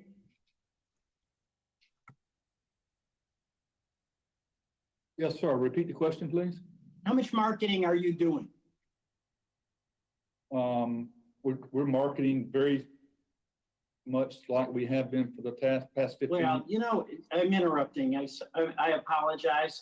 But the marketing that is being done is much like Joe Camel, where the cigarette companies were marketing cancer and disguising it as how to be a man, how to be a big shot. I mean, is it worth it? Do you have any thoughts about what your weapons are being used to do, that is kill children? Do you have any expectation that people should look to you to address this? Thank you for your question, sir. I believe we should address this. I think the way to address it is just as you said, local law enforcement working with the schools and working at a local level to figure out how to stop murder. So you're saying, but you're saying there's no gun manufacturers. I mean, I listen to Mr. Gun manufacturers don't have anything to do with it, just like cigarette manufacturers had nothing to do with people dying of cancer because it was a voluntary choice. But let me ask you about Mr. Fallon's line of question. He needs AR-15s to protect his family, and obviously he means that. But don't we need a society where we can expect our law enforcement folks to be reliable enforcers? Or is it every man, woman, and child for himself and herself, and each one of us needs an AR-15 to settle our disputes and defend ourselves against insults? Congressman, as I understand it, many of your constituents are over an hour away from the police. Yes, the police are very important, and they are our first responders. But until they get there, sir, the American citizen is the first responder. Right. So what you have is a culture that you support to arm everybody so they can defend themselves while they're waiting for the police. So our civic society, our civil society depends on everybody being armed and having a more powerful, longer range weapon than their neighbor. I believe that the American citizens have the right and the responsibility to take their firearms that they've bought for self-defense and defend themselves and their family. Right. Until the police arrive. Yes, sir. And you're glad to manufacture those and sell them. I yield back. Okay. Yes, sir. The gentleman's time has expired. The gentleman from Kentucky, the distinguished ranking member, Mr. Comer, is recognized for 5 minutes. Thank you, Madam Chair. Ms. Okafor, you are a certified firearms instructor who specializes in training women. You've stated that already. What would you say to people who want to restrict the purchase and use of guns like AR-15? I would say for all this talk about manhood, et cetera, again, that the stats show that of the 8 million new gun owners that we had just in the last couple of years, almost half of them are women. So we're talking about women here. We're talking about women who are also AR-15 gun owners as well. And because I've seen in my experience as an instructor and as a woman as well, that it is far easier to hold and use a AR-15 without having to worry about the recoil that comes with having a smaller handheld firearm. So it's been able to absorb a lot of that impact, and it's been therefore something that a lot of my female students are happy to have. In your opinion, would gun control policies to prevent the sale or possession of AR-15 rifles impact everyone equally, or are there some groups who would be more impacted than others? As we found in history over and over again, whether it's legitimately because they're trying to put forth laws that are explicitly against, for example, African Americans. We can look at history from slave codes to black codes that restricted African Americans from even having a firearm to, in just the last couple of decades, even, or rather the last century, rather. From the civil rights era, Jim Crow laws, that we found that whether it's explicitly African Americans or explicitly minority groups or explicitly those who are unable to afford a firearm and the restrictions that come with it, that it primarily impacts those communities that are the most vulnerable and defenseless for a number of reasons and need some type of firearm but are unable to because of the financial restrictions and training barriers that come with gun restrictions. Thank you very much. Madam Chair, I yield the balance of my time to Representative Clyde. Thank you, Ranking Member. We are here today because Democrats on this committee are bound and determined to politicize the horrible, tragic events that occurred in Uvalde, Texas. Immediately following the shooting, Democrats demanded information on the, quote, manufacture, marketing, and sale of deadly weapons used in mass shootings, end quote. Since this request on May 26 by Democrats, all of the companies which these letters were sent have been very responsive to the chair's requests, and as I understand, producing over 3,500 pages of documents. So we're here today because Democrats want to somehow blame gun manufacturers for violent crime. While Democrats did not see fit to drag auto manufacturers before this committee to blame the Waukesha Christmas Parade massacre, citing car violence or SU vehicle violence for the murder of 6 people and the injury of 62 others in a violent criminal act, Democrats have coined the term gun violence and determined that guns, which are inanimate objects and unable to commit any crime or act of violence, should be banned. I take issue with that term, as I have never known a gun to be violent. I've known people to be violent, but never an inanimate object like a firearm. I have owned thousands of firearms in my lifetime and have never met, owned, or handled a violent gun. People are the origin of violence, and they use all sorts of tools to perpetuate their violence. We should be holding the criminals accountable. Firearms are simply tools and can be used for good or evil by the person behind the tool. But Democrats want to blame the existence of the Second Amendment, which the Founding Fathers enshrined in the Constitution because they understood the first step toward tyranny is disarming the citizenry. They want to blame the Second Amendment for all the violence that occur in this country. Let me be clear, gun manufacturers do not cause violence, and the Second Amendment is not to blame for violence in this country. Criminals are the ones who engage in violence and who commit crime. I've been a federal firearms licensee for 30 years, and I realized early on that every firearms business, whether a manufacturer, an importer, or a dealer, is a true constitutional business, because without them, most citizens would not be able to exercise their Second Amendment rights, which have been so vital in achieving and maintaining our freedoms for now 246 years. I believe a good motto for our nation's firearms industry would be, we enable individual participation in the preservation of liberty. And that, as we know, is what the Second Amendment does. It helps preserve our liberty because it allows individuals to defend themselves against unlawful aggression, whether it is defending against someone committing a crime or against the government bent on tyranny and eliminating our liberty.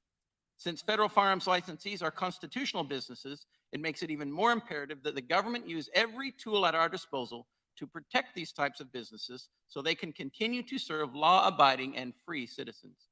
Governments are instituted among men, as our Declaration of Independence says, that to secure these rights, governments are instituted among men, deriving their just powers from the consent of the governed. Thank you, and I yield back. Okay, gentleman's time has expired. The gentleman from Illinois, Mr. Davis, is recognized for 5 minutes. Thank you, Madam Chairman, and I also want to thank all of our witnesses and especially the families who have come who've been impacted negatively by gun violence. Gun manufacturers would have us to believe that they are helpless to stop mass shootings. They want us to forget the assault rifles that are designed to kill people quickly and efficiently. With the right parts, including high-capacity magazines, these weapons can shoot hundreds of rounds in a matter of seconds. One of the gun makers here with us today famously came up with the very idea of banning high-capacity magazines more than 20 years ago. In the lead up to the 1994 assault weapons ban, William Ruger, a founder of Sturm, Ruger reportedly told Tom Brokaw in an interview that, and I quote, "No honest man needs more than 10 rounds in any gun." Mr. Ruger then lobbied every member of Congress to put in place, and I quote again, "a simple, complete, and unequivocal ban on large capacity magazines." But after he retired, the company took a turn. Mr. Ruger began to lobby against restrictions on large capacity magazines and now sells them for profit. Mr. Killoy, does your company currently make guns that accept magazines with more than 10 rounds? Yes, Congressman, we do. Mr. Daniels, same question to you. Sir. I'm Yes, sir. sorry. Mr. Daniel? Yes. Thank you.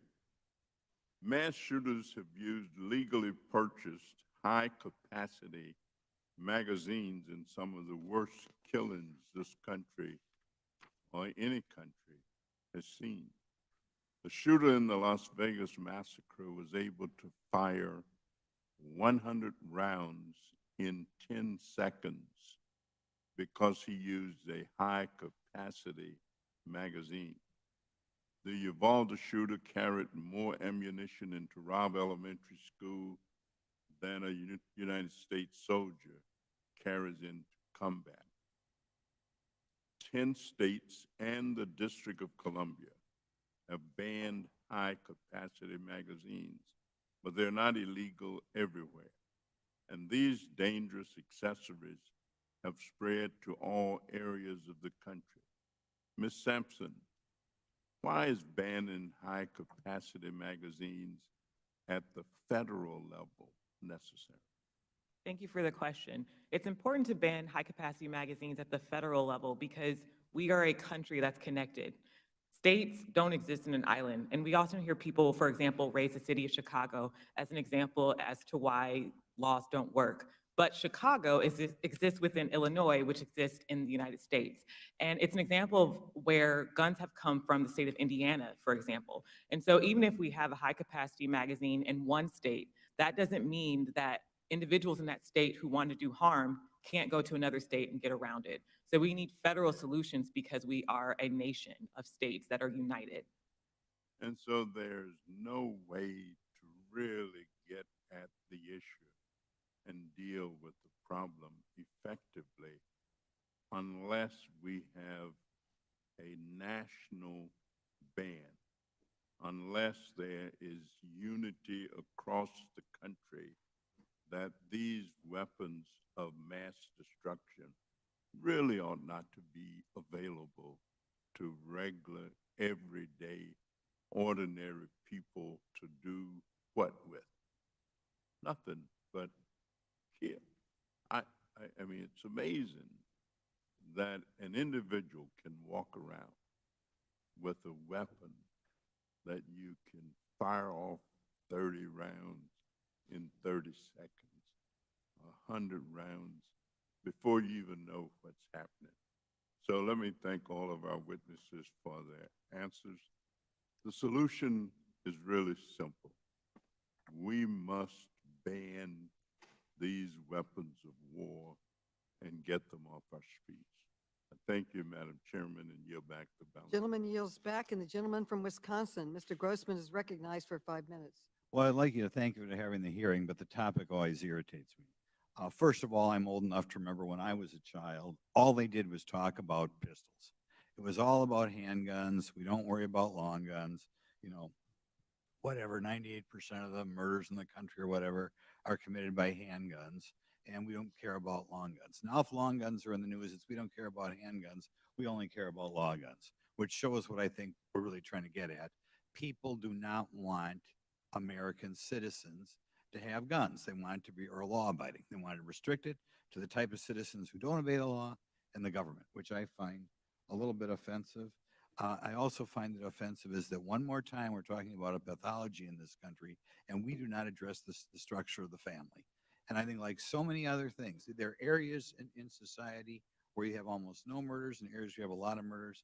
And I think they largely correspond with areas in which we have weak families and strong families. And one more time I'm attending hearing here, I get the same thing in the Education Committee. We just ignore this big elephant in the room, the structure of the family.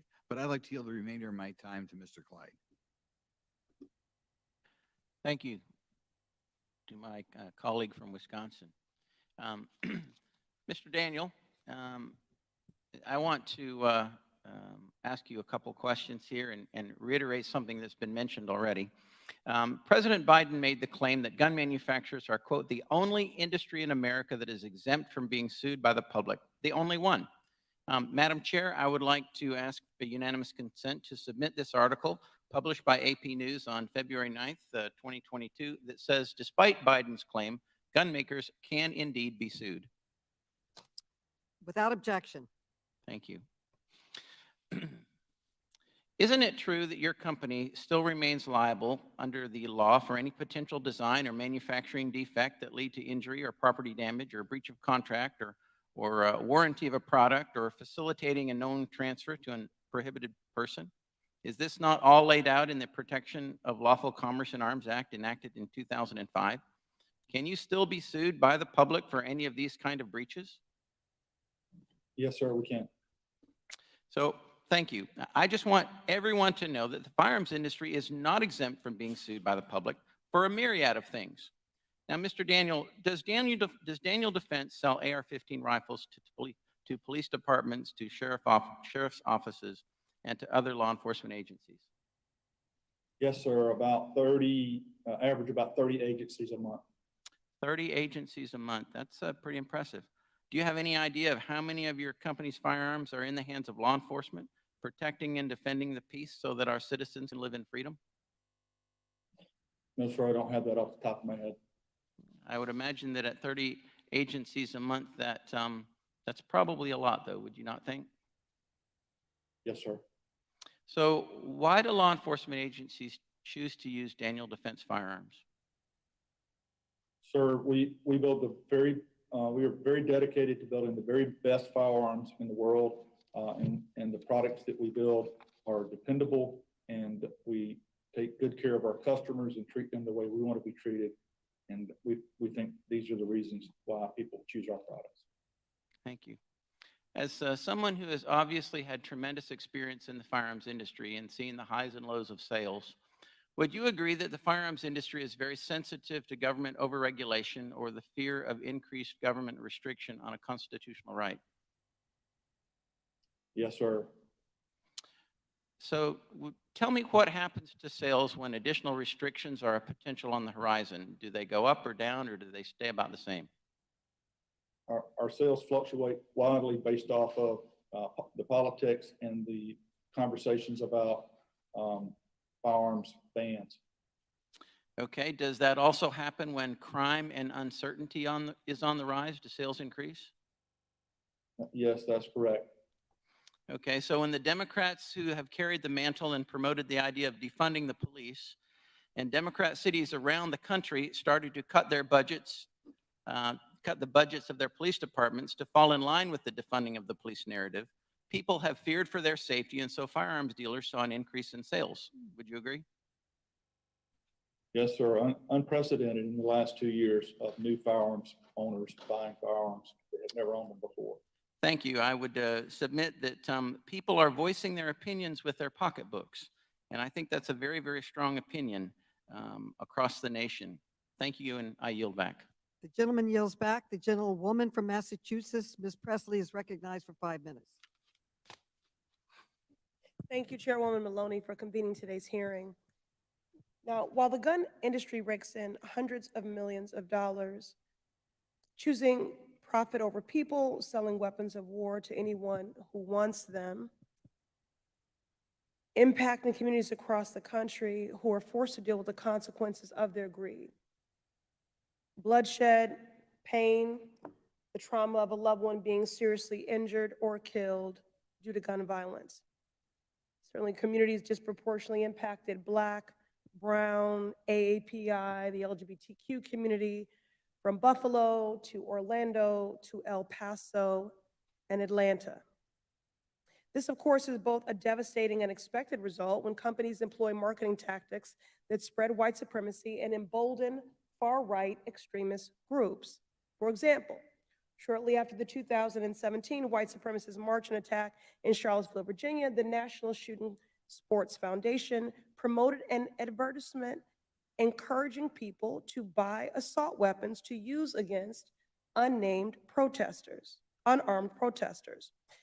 Mr. Boussy, you referenced this advertisement in your remarks. Can you please explain why advertisements like these are dangerous?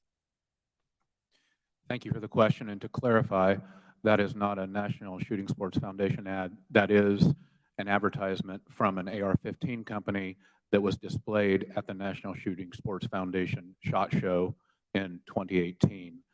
That is an ad, in my opinion, that is encouraging and celebrating the idea that civil unrest and attacking protesters is a potential business model of profit for firearms companies.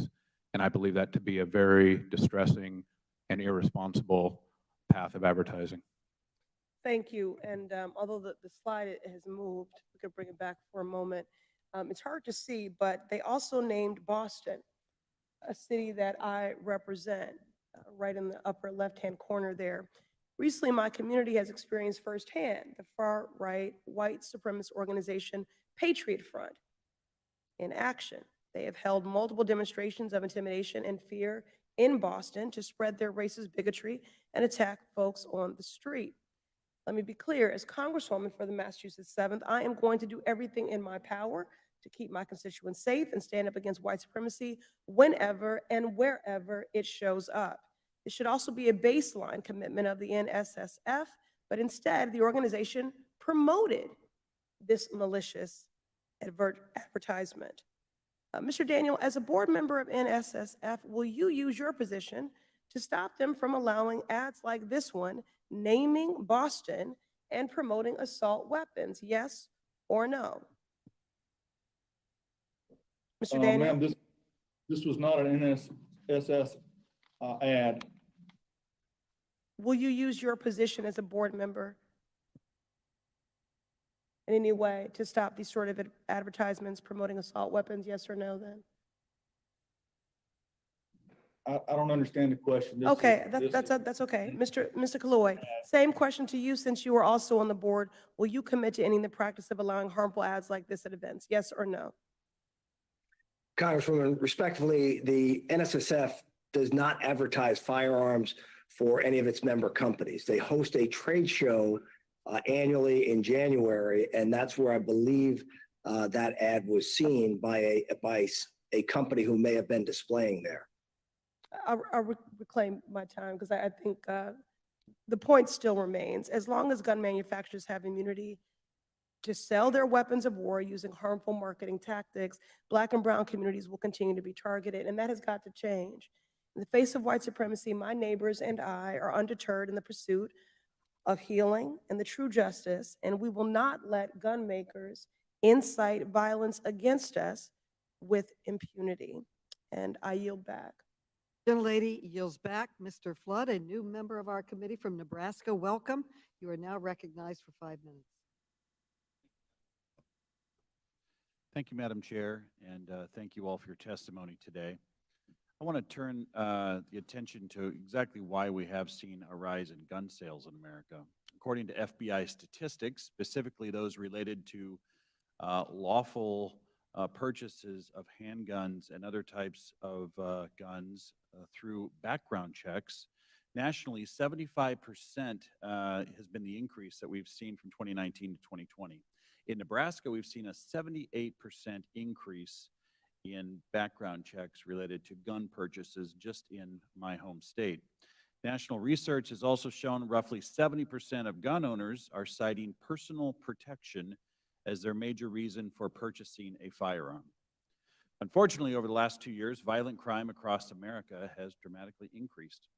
That crime wave has affected my district. In Lincoln, Nebraska, for example, violent crime is increasing and citizens are concerned. Ms. Okafor, I appreciate your prior testimony today where you called yourself an accidental activist.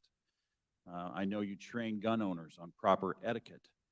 I'm really interested in knowing from those who you work with, particularly women, what reasons do they cite for purchasing a gun, and what does having ownership of a gun do for them personally, and is it related to what we've seen as an increase in violent crime? Studies have shown nationally that for women, the #1 reason they buy a firearm is for self-defense. And in my time, my personal time with my female students, most of them are, like me, survivors of crime. They are survivors of domestic violence, survivors of sexual assault, etc. So they essentially come to me because they want to make sure they're never a victim again. And that's why they want to be able to learn how to use a firearm and use it safely. Some would have you believe that banning AR-15s is going to make America a safer place. Talk about what your students are saying about using the AR-15 and what is their opinion as to whether or not, if you can testify to this, a ban would do. Well, it really comes down practically of what an AR-15 does, particularly a rifle, for a woman especially, or those who have any type of physical disability. They give you the upper hand in that situation, in the fact that most people, probably a criminal, might have a handgun, but if you're working with an assailant that has multiple assailants in that situation, then an AR-15 is necessary, obviously, as a way to have the upper hand in that situation, particularly for a female.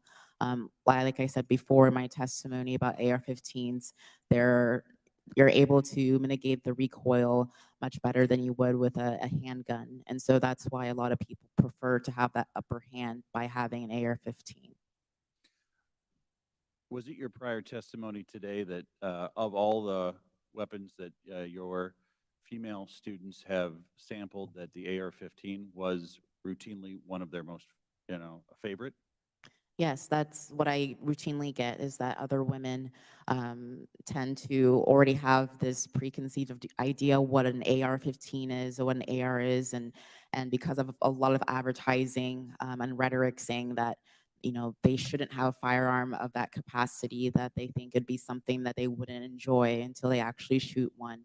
And they realize it's actually a benefit to them, and it's easier for them to hold and to actually enjoy shooting, so they can train and defend themselves if they ever have to use that in an unfortunate circumstance. We don't have much time left, but could you just briefly speak to the peace of mind that owning a weapon like this would give to one of those female students that you have instructed with firearms?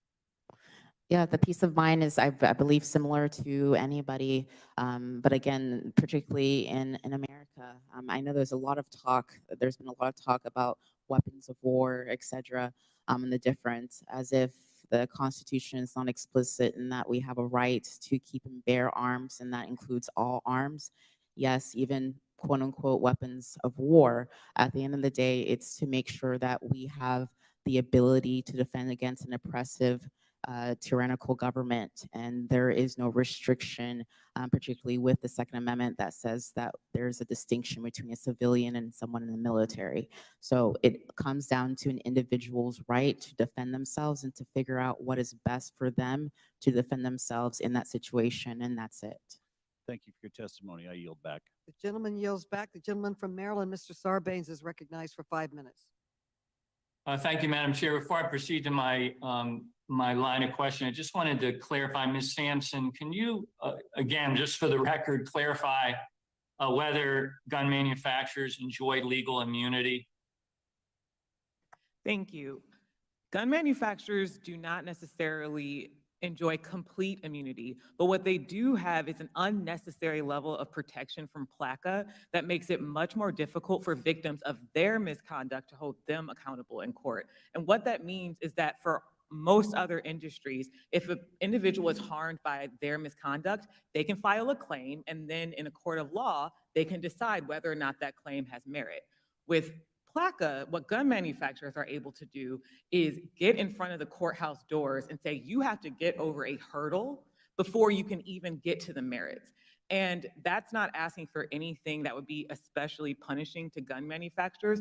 All we're asking is that gun manufacturers be held to the same standards as everyone else.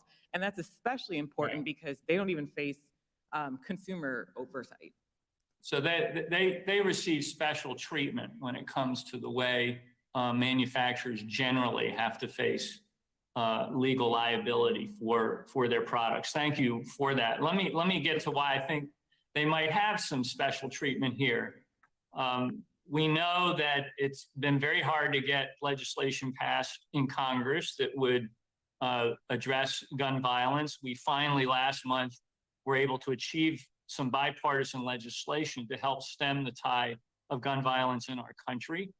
The reason it's been so difficult is because for decades, there's been this powerful grasp of special interests, which has stymied progress on even the most common sense gun reforms. I'm going to put some numbers out here. According to lobbying data, gun rights groups spent a staggering $190 million, nearly $200 million on lobbying between 1998 and 2022.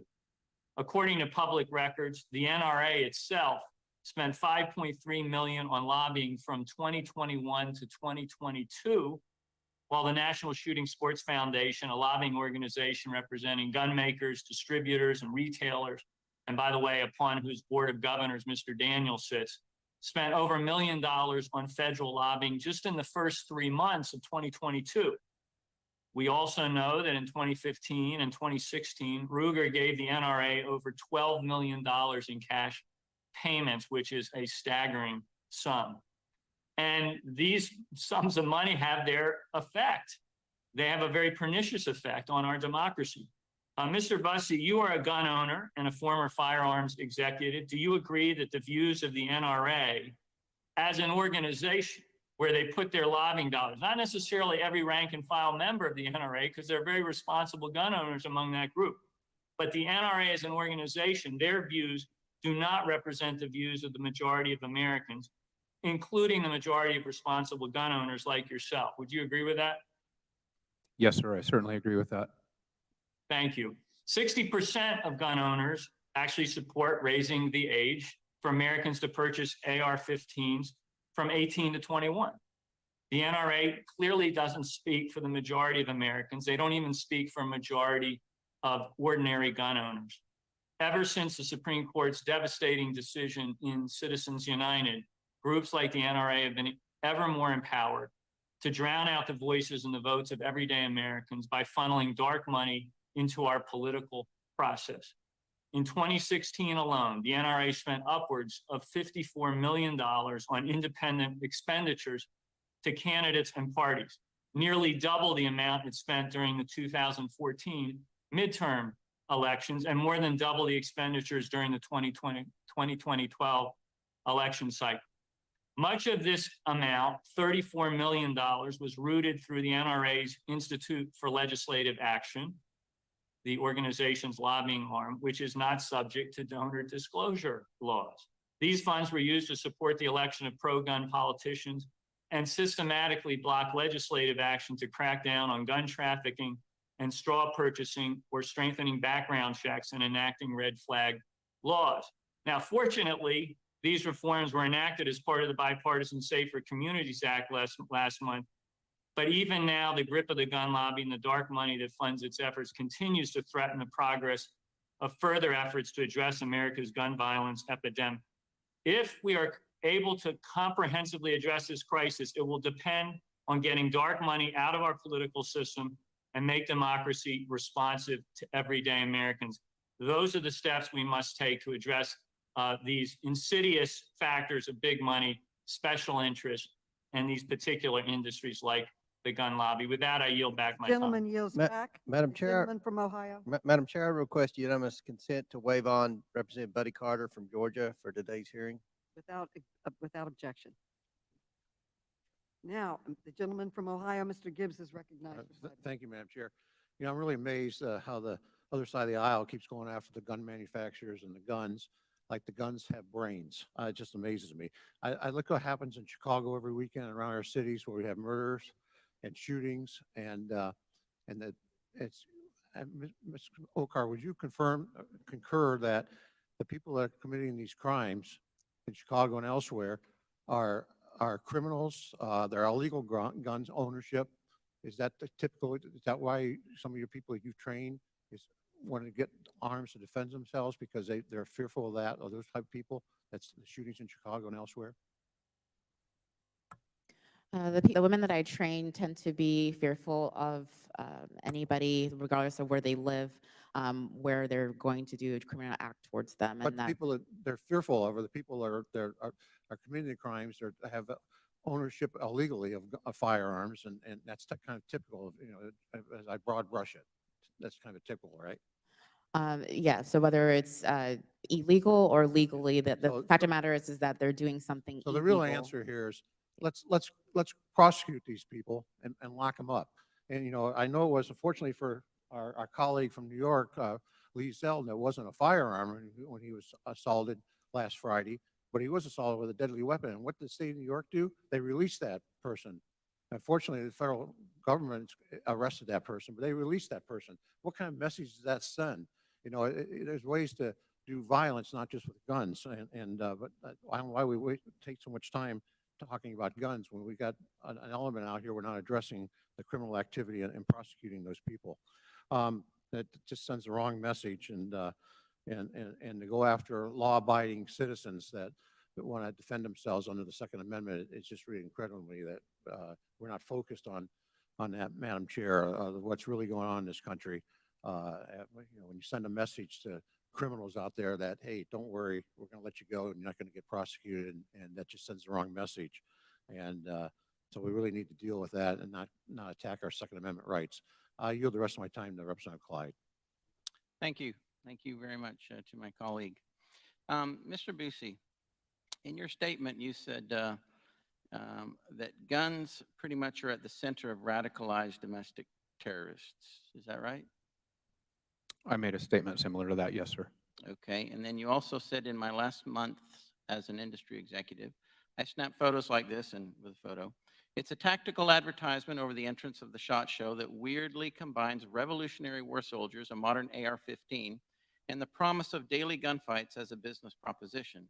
And then on January 6, 2021, less than a year after I took this photo, these exact components coalesced into a violent mob just a few hundred yards from here. Were there any AR-15s taken into the Capitol by rioters on January the 6th? Yes, I believe there is documentation of AR-15s in the mob. Not sure where they were location-wise. In the Capitol? Not to my knowledge, but I've not seen Not in on the reports. Capitol.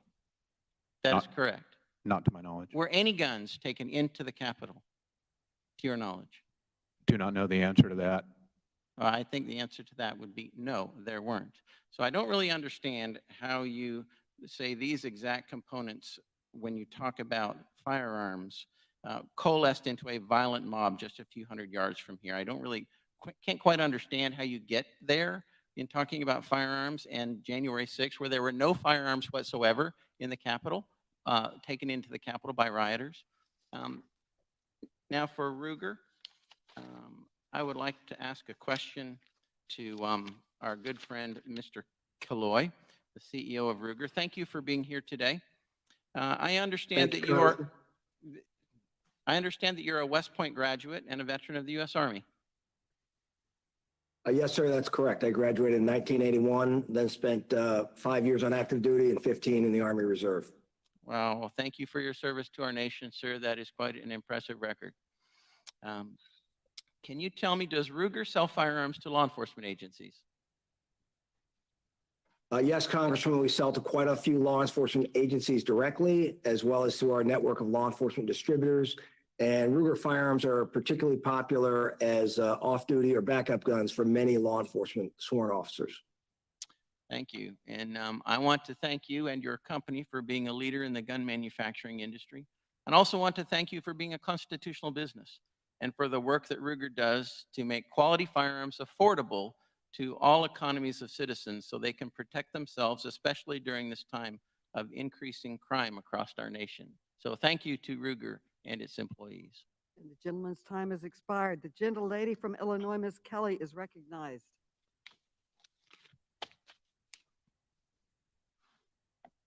Thank you, Madam Chair, and the witnesses.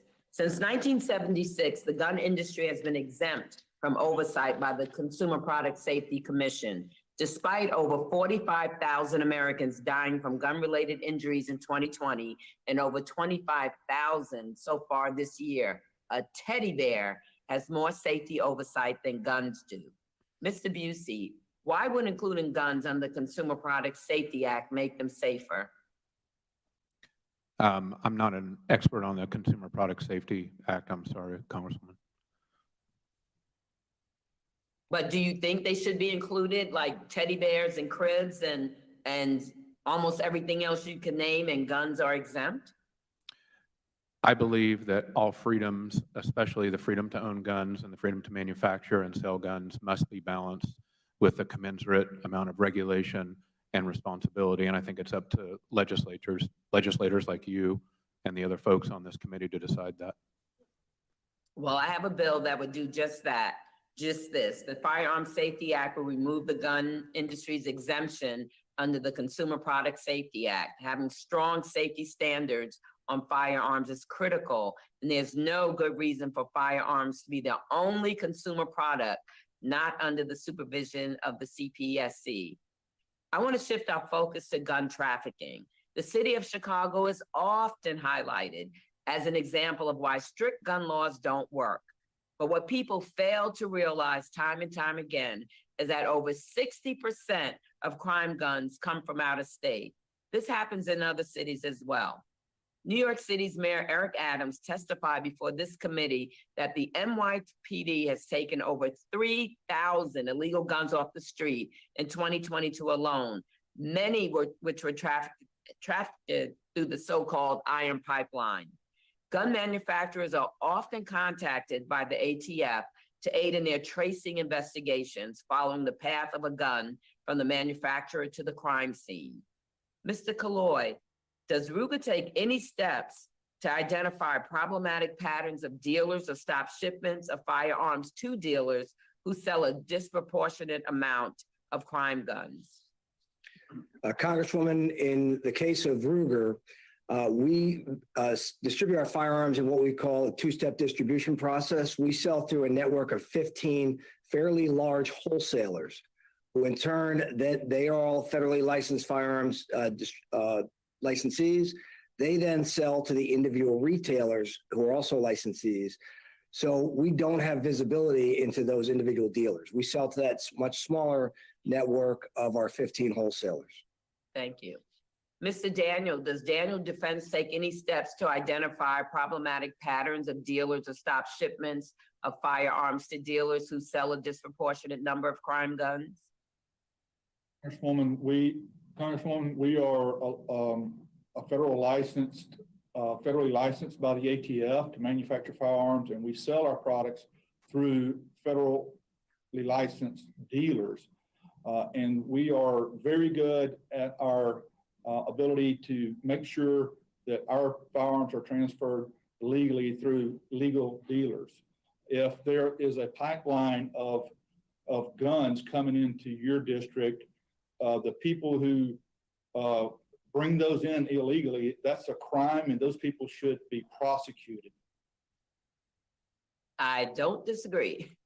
Mr. Sampson, in your view, could these companies do more to stop illegal gun trafficking? And if so, what could they do? Yes, they could. For starters, manufacturers could be much more vigilant around the distributors and dealers that they sell to. So even if they don't necessarily go directly to a dealer, if they go to a distributor and they realize that that distributor is working with dealers who are selling crime guns over and over again, that should trigger an investigation and perhaps a change to their business practices.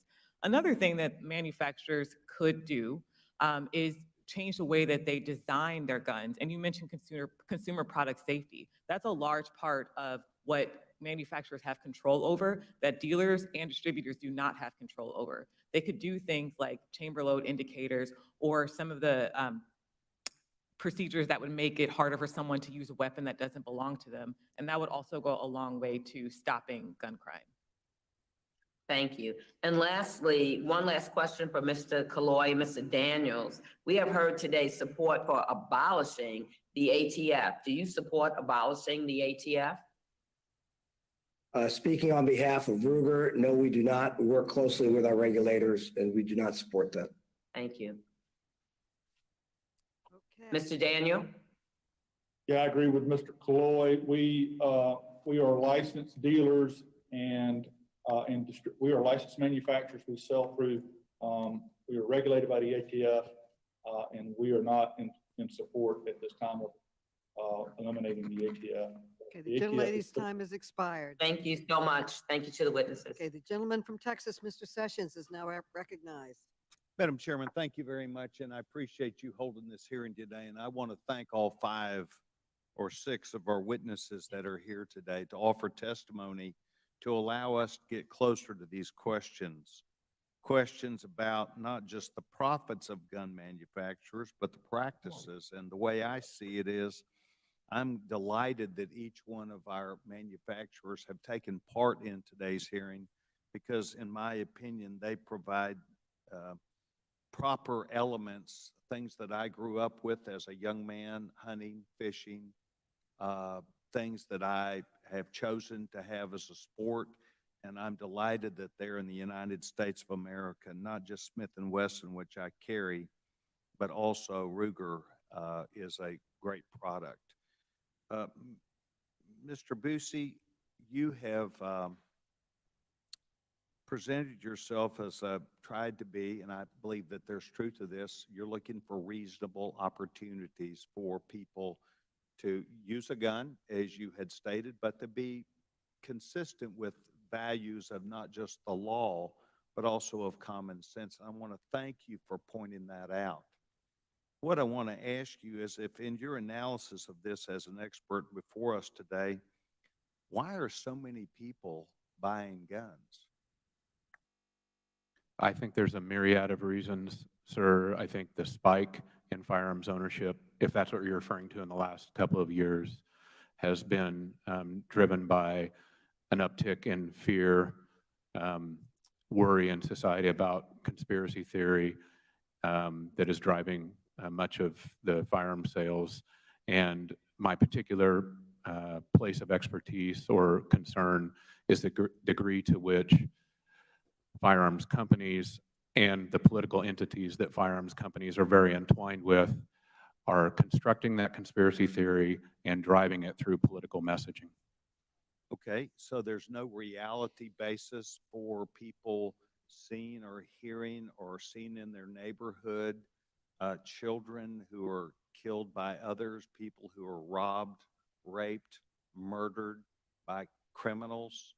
No, sir, I do not believe that. I think that there are certainly justifiable reasons to purchase a handgun and to defend, or a gun and defend yourself. I believe as So we're talking about the spike. I was talking about much of the spike, yes, and I believe, as with all rights, we're talking about policymaking in the gray area. There is a balance between responsible gun ownership and what becomes irresponsible, and I believe that some of the actions encouraging the things that have driven gun sales have crossed over that line in the last few years. Okay, all right, that's a great place to start. And what I would say to you is I believe that the vast number of people who carry, including myself, do so because we believe that we have a God-given right to protect ourselves, which is one of the reasons why I became a life member of the National Rifle Association. And I try and conduct myself with training. I try and conduct myself with proper licensing, as I have held that concealed permit license for a number of years and had to be responsible about that. So do you think we're talking about criminals or well-balanced people that are improperly, perhaps, as you suggest, maybe not using these weapons that properly? Oh, I think it's a combination, and I think you bring up a very good point about your concealed carry license. I think I salute you for adhering to the regulation for that concealed carry license, and I regret the fact that that's no longer necessary for you to obtain. Well, perhaps. I think it's in everybody's best interest to make sure that they are responsible, as you and I both agree here.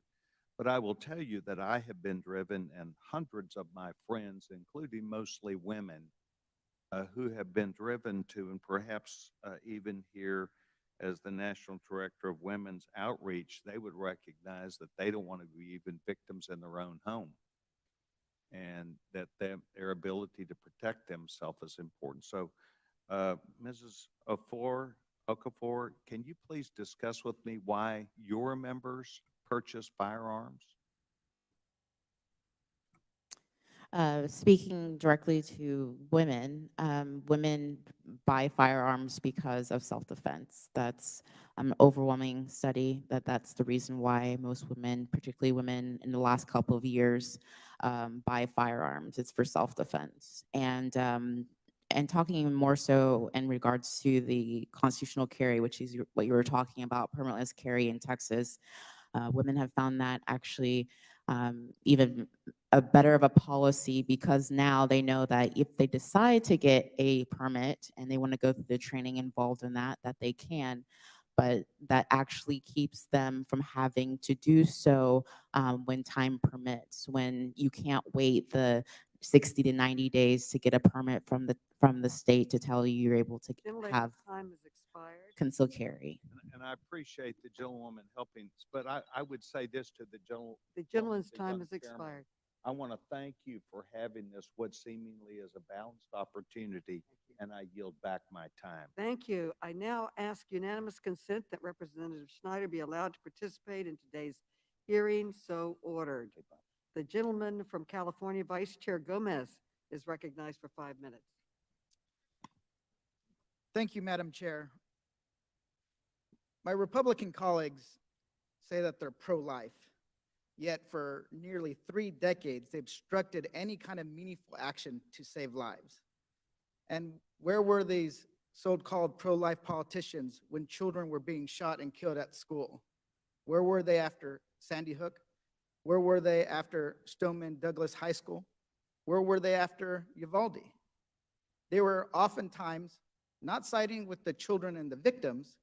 They were siding with the killers, and they were siding with the gun manufacturers, often voting to try to give blanket immunity to these manufacturers and block renewal of any assault weapons ban. And as a result, deaths by gun violence nearly tripled. Let that sink in. And my Republican colleagues claim to be the party of individual freedom and the protectors of individual freedom when it comes to gun rights, yet not when it comes to abortion, same-sex marriage, contraception, or other individual rights. All of a sudden, it becomes a state rights issue. And even when you look at when they claim to be about states' rights, they don't live up to that when it comes to guns. You know, they oppose any kind of regulation at the state level or at the local level. And when they say we can't impose any kind of restrictions on background checks, on requiring individuals to lock up their guns, to have trigger locks, then they say we can't do anything to hold gun manufacturers accountable. Pretty much giving us no way to reduce gun deaths in this country, except by their idea of everybody should have a gun, and that's how you reduce gun violence in this country.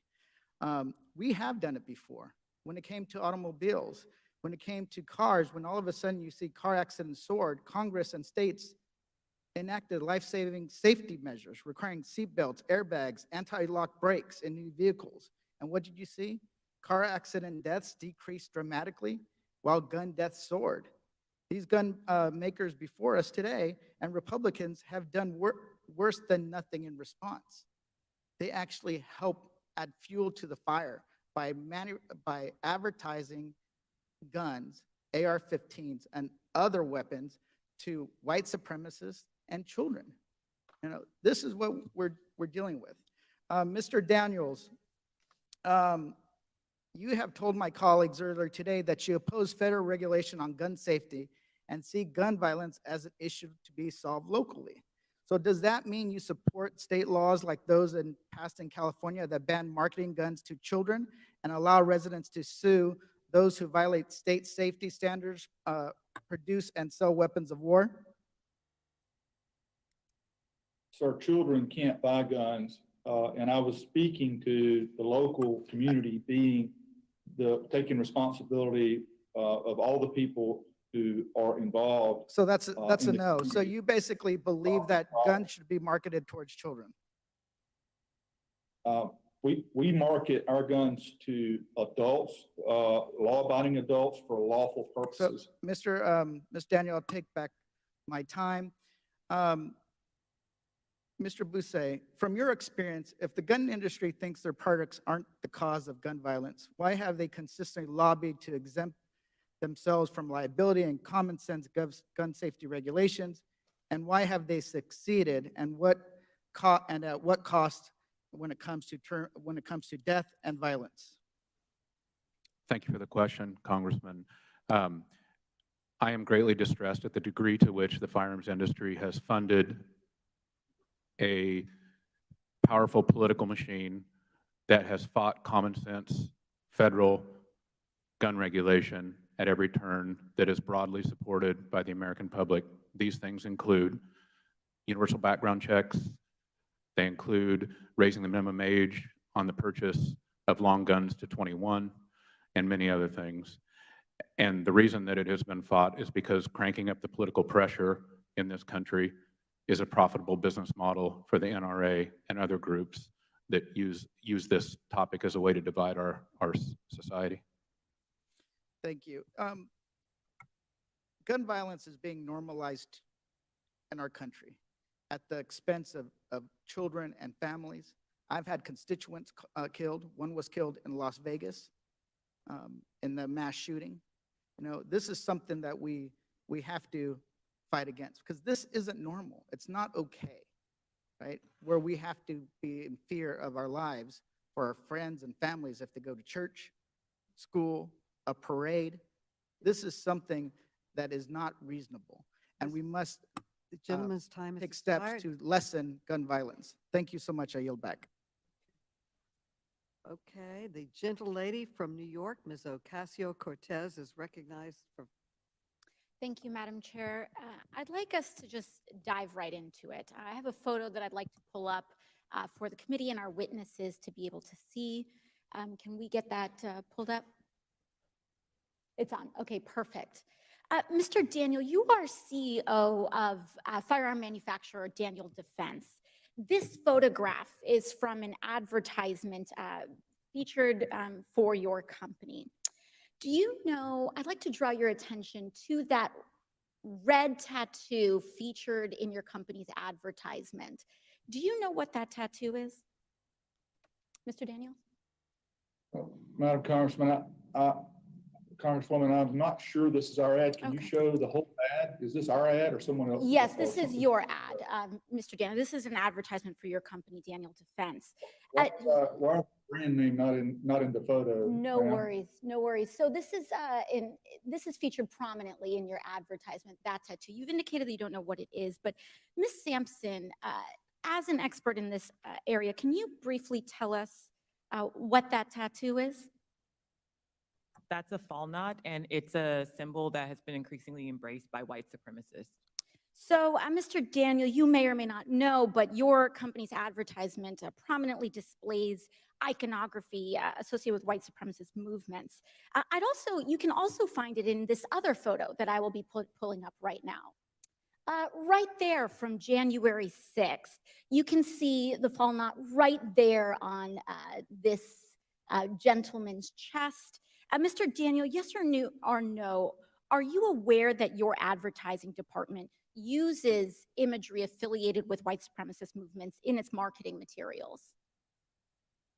No, ma'am, I don't Okay, think no, we do. reclaiming my time. Thank you. I apologize. I just have to move a bit quickly to fit these questions in. Mr. Bussey, you are a former reclaiming my time. Mr. Bussey, you are a former firearms executive. Do you think that the use of this kind of imagery is welcomed and encouraged in marketing for the firearms industry as a former executive yourself? I don't think it's welcomed and encouraged, but I think it's looked away from. And I think that there is a aura and an approach in the industry where any single gun customer is good, no matter how detestable their views or their actions may be. And I saw dozens of examples through my career of the acceptance of or looking away from racist things. I think that's different than seeking it out, but I don't think it's properly controlled or addressed. So in your experience, you believe that a lot of gun manufacturers may turn a blind eye to these kinds of instances? Yes, Congresswoman, that's correct. I think they've turned a blind eye because the industry has within its DNA now the belief that any single new gun owner is good, no matter what they do or how they market. And that's why you heard earlier the representatives from Ruger and Daniel Defense, both of them who've sat on the NSSF board, would refuse to condemn the ads. Thank you, Mr. Bussey. And the toxic marketing does do enormous harm. We've seen the results with white supremacists using these weapons to target and kill Black Americans shopping for groceries in Buffalo, attending church in Charleston, targeting Jewish communities in Tree of Life. And Mr. Daniel, once again, as the CEO of Daniel Defense, yes or no, do you believe that members of identified extremist hate groups such as the Proud Boys or Oath Keepers should be able to purchase the AR-15 style rifles that your company sells? Congresswoman, we're regulated by the ATF through laws which you pass. We are very good at only. Thank you. I apologize. I just have a limited amount of time. Thank you. Turning it to you, Mr. Killoy, you are a board member, a CEO of Sturm Ruger and Company. You're a board member of the National Shooting Sports Foundation. Mr. Daniel, you are also a board member of the NSSF. Mr. Killoy, Palmetto State Armory is a firearms company that's a member of the NSSF. Now, I'd like to pull up another photo. As a member of the foundation that you're in, right here, Palmetto State Armory has used imagery clearly designed to appeal to the FBI-identified far-right domestic terror threat, Boogaloo Boys, with products such as this AK-47 style pistol designed in the same floral pattern that is often used by these group members to identify one another. Mr. Killoy, as a board member of the NSSF, do you condemn marketing firearms to identified extremist groups such as the Proud Boys or Oath Keepers or Boogaloo Boys? Yes or no? Do you condemn your industry explicitly marketing materials to domestic terror threats? Congresswoman, the National Shooting Sports Foundation does not control individual member companies. But this is a member of your foundation, Mr. Killoy. But I take exception to the fact that, I can assure you we do not tolerate racism or white supremacy. Do you condemn marketing these materials? Do you condemn marketing these materials to Proud Boys, Oath Keepers, or Boogaloo Boys? That's all, Madam Chair. It's just a yes or no. Congresswoman, answer the question. I didn't know that was, I'd never seen that ad before, and I didn't realize that's what it was tied to. And I'm not an expert in that field. So you don't have an answer here. The lady's time has expired. Thank you. The gentleman from California, Mr. Desailly, is recognized for 5 minutes. Thank you, Madam Chair, and thank you for your leadership on this. Starting with Ms. Sampson and then Mr. Bussey, if you could comment on the extraordinary cost to Americans for gun violence in this country. And first, I want to refer to a GAO report from last year that the chair asked for that has been covered, including in an article in the New York Times. It estimated that the cost of gun violence is over $1 billion at very least, just in terms of medical costs to federal taxpayers. 60% of these medical costs are paid for through Medicare, Medicaid. And then on another just recent by Everytown Research, the numbers are really sort of staggering to a broader study titled The Economic Cost of Gun Violence, $557 billion annually, comparable to 2.6% of US gross domestic product.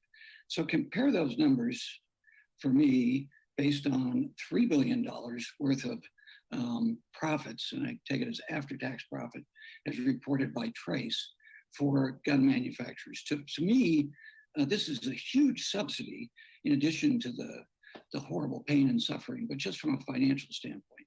So first, Ms. Sampson, particularly for the Everytown report, but also the GAO and other reports, could you add your comments to the cost of gun violence to American taxpayers? Thank you, Congressman. I think, as you called it, it is a sort of subsidy because at the same time that American taxpayers are bearing not just obviously the emotional cost in terms of trauma and death, but also financial costs of gun violence, the gun violence epidemic, the gun industry is continuing to make profits, and then they use the violence that they in part facilitate to market to people to tell them that they need to have even more weapons. And so as we hear a lot of talk about self-defense, for example, well, a lot of people want to defend themselves because they're afraid of being shot by people who shouldn't have weapons. And rather than making sure that we make the industry accountable for allowing people to have weapons that they shouldn't have, they just continue to fuel that market. And so they're able to evade responsibility, they're able to evade transparency, and they're able to evade oversight, all while putting the cost of that on American taxpayers and on Americans themselves who die as a result of that misconduct and irresponsibility.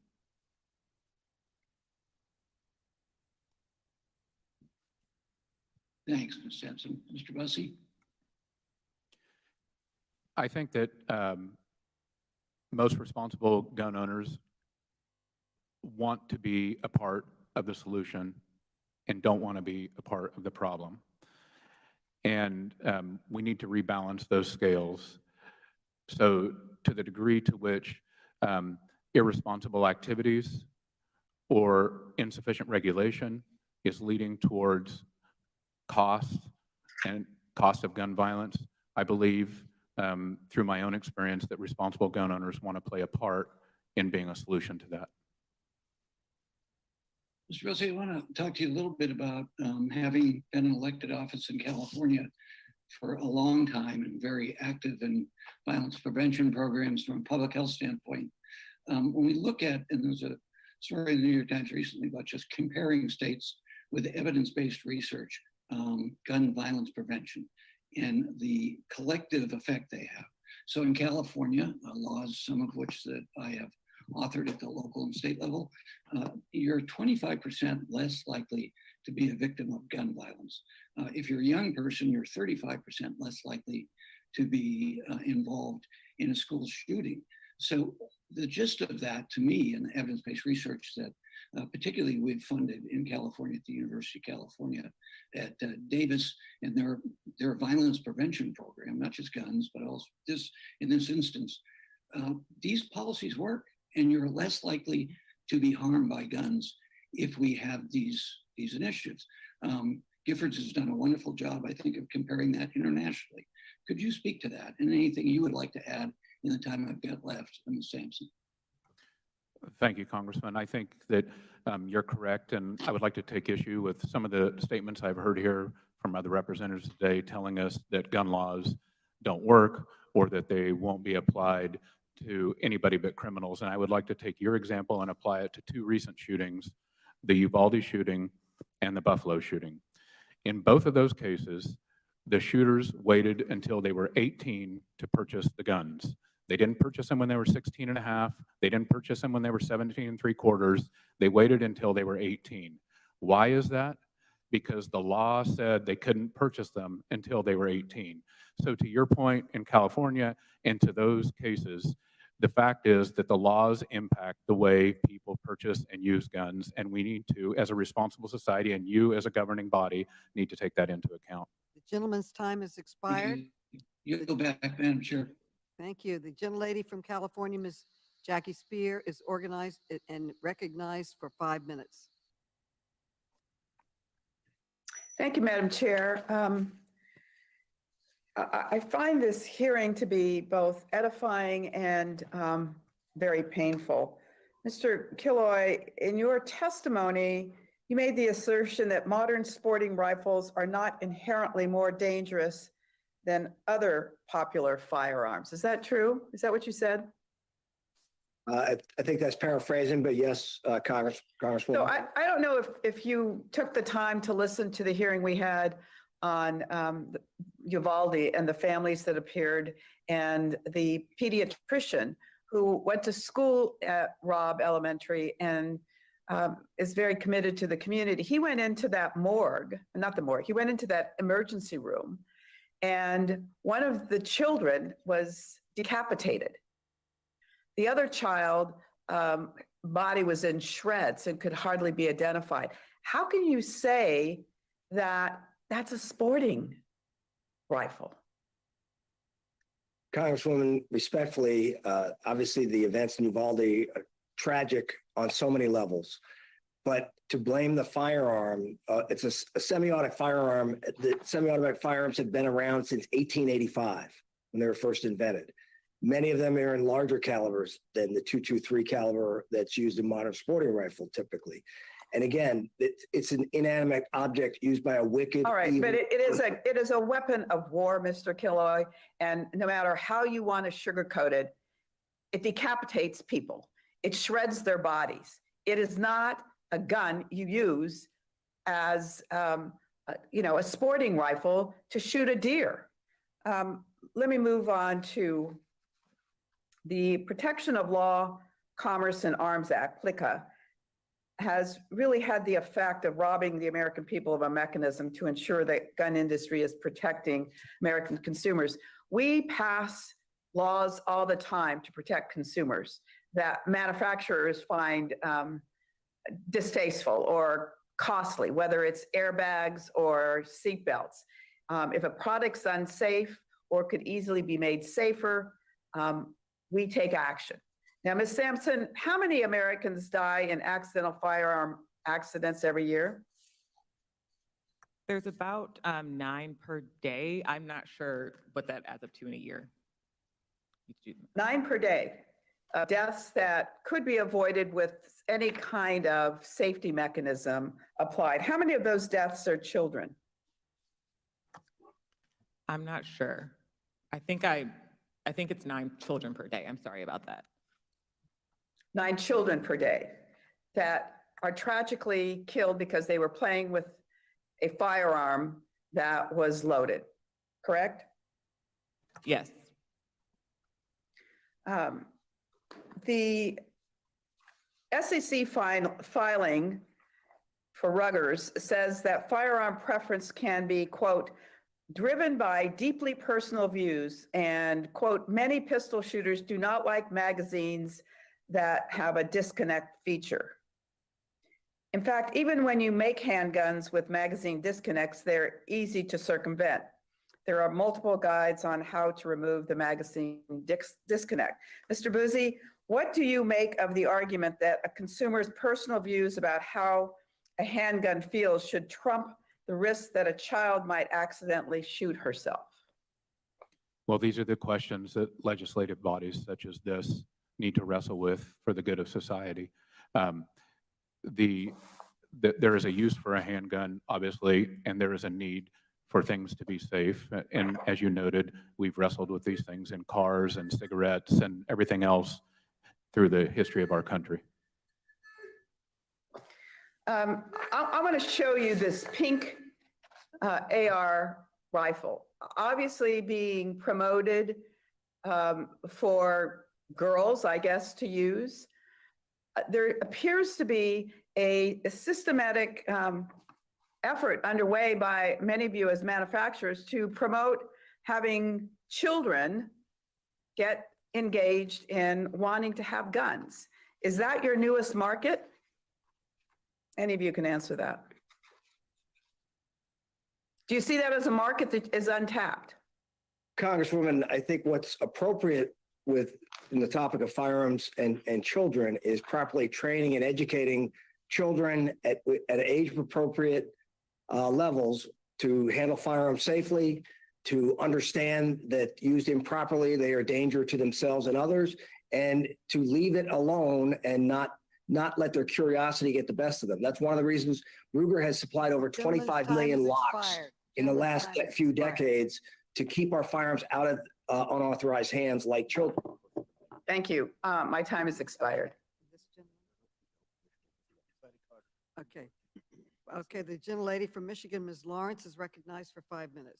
Thank you, Madam Chair. My colleague on the other side used a term that I hear frequently when we start talking about gun violence in America. And he said, my God-given right. I was raised in the church, I attend church, and I read my Bible personally. I would welcome any person to find the scripture where God said, you shall own a gun. I would welcome anyone to show me where God declared that owning a gun is your right. I do pray for my colleagues. To own a gun in America is a constitutional right. But just like any other situation that arises in America, when we get to the point of it being a pandemic, an epidemic, where the death of children in America, the #1 cause is a gun. My goodness, aren't we intelligent enough in America to embrace this challenge? If I hear another hypocrite stand up and say my thoughts and prayers while parents are grieving and standing and burying children, we care and we have this debate about abortion. Oh, I care about the children. But you embrace, promote, and make money off of guns that are killing our children. Can you at least have a conversation about your right to own a gun and gun violence in America? Mr. Boosty, gun manufacturers can they buy advertisement on social media platforms like Twitter or Facebook? Yes or no? I believe there are varying rules from those social media platforms, but gun companies do advertise aggressively through social media platforms through their normal posting accounts. The answer is no, they're not supposed to, but you're correct. The gun manufacturers use social media to sell their product. And so even though these companies are not allowed to advertise directly on the platform, they have social media accounts that they can use to promote their products. The now infamous Daniel Defense ad depicting a child holding a semi-automatic weapon was posted on Twitter. The company has since deleted the picture after an uproar after the Uvalde massacre. And the picture I post here, they use this, a gun manufacturer, and since then, I want to ask Mr. Daniel, why did your company remove this post from Twitter? Sir? Congresswoman, this ad is about parents teaching children gun safety. Why did you take it down, sir? Teaching them what a gun is. Why did you take it down, sir? Answer the question, please. Yes, ma'am. We took this ad down, although it had a good message. We took it down because children had just been killed and we didn't think it was appropriate. It wasn't appropriate. Isn't that ironic that you, who used this picture on social media, personally as a company, decided it was inappropriate? The next thing I want to ask you, Mr. Daniel, there is never a right time to post a photo like this, and the fact that the photo should have never been taken. This is not a traditional advertisement, but in 2022, social media posts are indeed advertisements. Mr. Simanson, why is gun makers' use of social media concerning to you? Ms., I'm sorry. The reason those posts are important because the firearms are a consumer product. And so consumers are going to be susceptible to advertising and the messages impact them. And one of the biggest messages that we haven't talked about yet is gun manufacturers' claims that guns will make people safer. We've heard a lot about self-defense, for example, when in reality, bringing a gun into your home makes it more likely that you or someone in your home will be harmed by that gun rather than using it to defend yourselves. And so Americans are looking for answers as to how to keep themselves safe. And these social media posts that suggest, for example, that if you want safety, you should bring a firearm into your home, or if you want safety, you should walk around the streets armed with an AR-15, can mislead the public, and that's why it's important. Thank you. We at a time, we had the Wild Wild West where every American walked around with a gun. And supposedly through education, through compassion and experience, we learned that this was not. And in our Constitution, it says, it's clear that we did not have a police department. We did not have an organized, funded body that is in place to protect us. So again, I want to give a Bible to every one of my colleagues and have a prayer session with all of them. Thank you. I yield back. The gentlelady yields back. The gentleman from Georgia, Mr. Carter, is now recognized. Thank you, Madam Chair, for allowing me to wave onto this committee, and thank all the witnesses here. You know, it's real easy to profile and just say, oh, you're a gun manufacturer, you're an awful person, a terrible person. But that's not always the case. In fact, that's never the case. And I just want to make sure you understand, Daniel Defense is one of the major employers in my district that I have the honor and privilege of representing, the 1st Congressional District of Georgia. They provide many jobs, many well-paying jobs in our community, and they're great jobs that provide people with the opportunity to produce a great product and to be reimbursed for that product and for the fine work that they do. Mr. Daniel, before I get into a couple of questions, I noticed that you've been asked time and time again during this hearing about some ads involving children, and you haven't really had the opportunity to respond to them about the intent of what. And I want to just give you that opportunity if you wanted to comment on some of those ads and what exactly you had in mind when you were doing that. Thank you, Congressman. This photo was taken by a parent who was teaching their child what a gun was. And as you notice in the photo, the parent's hand was right in the photo. The gun was unloaded.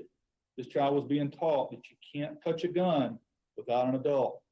This is personal responsibility that I've been trying to talk about. Parents must teach their children how to handle firearms properly, just as you would teach a child not to get behind the driver's seat of a car and crank it and drive away. You must teach children. We must teach children to be safe with firearms. And Mr. Daniel, as I know all too well, you have your company's been very involved in the community and in our district. In fact, I believe you sponsor a number of high school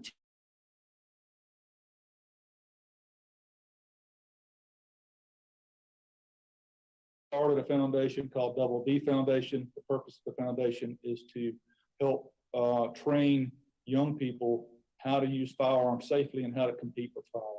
And it'd be easy to just profile, as I said earlier, and label you as an awful person who is just trying to get guns into the hands of kids, but quite the opposite. You're trying to teach safety and actually helping young people. Wouldn't you agree? Yes, sir. Well, let me ask you this. You bought this company, is that right? What was the question, sir? How did this company get started? Daniel Defense. Sir, I started shooting with an AR-15 and a handgun in the late 90s as I had grown up hunting but never done any self-defense training. I had an AR-15 and a handgun, and I started training for self-defense, and I realized how effective the AR-15 was for self-defense. I wanted some parts for the guns that I had that nobody made, and I talked to the company, and they would not make the 4 parts I needed. I talked them into making 100. I would have to sell 96 to get the 4 parts I wanted, and those were the first parts we sold in 2001. And then we sold the very first gun that we made in 2009. And how many people do you employ now in your business? About 400 people, sir. So it went from a company that you started in your garage, from what I understand, to where you're providing for 400 families. Yes, sir, that's correct.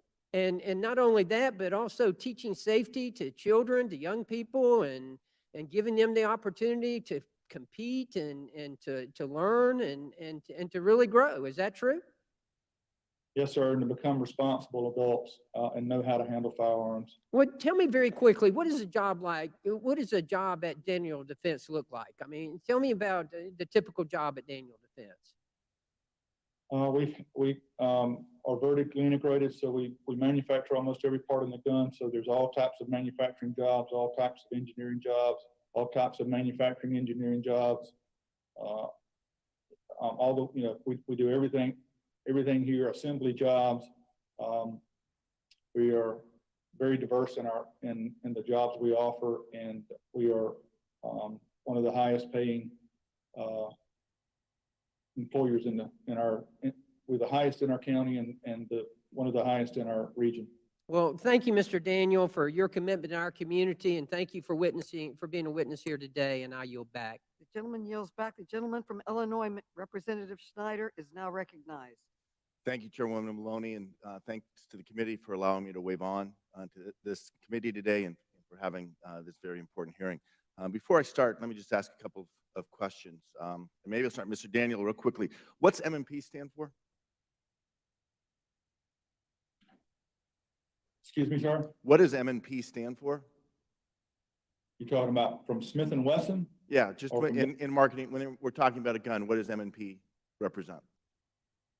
I think Smith & Wesson uses M&P for military and police. Right. Thank you. And Mr. Buse, maybe I'll ask you this question. I'm not a hunter, but a follow-up shot in hunting, what is that typically when someone's deer hunting?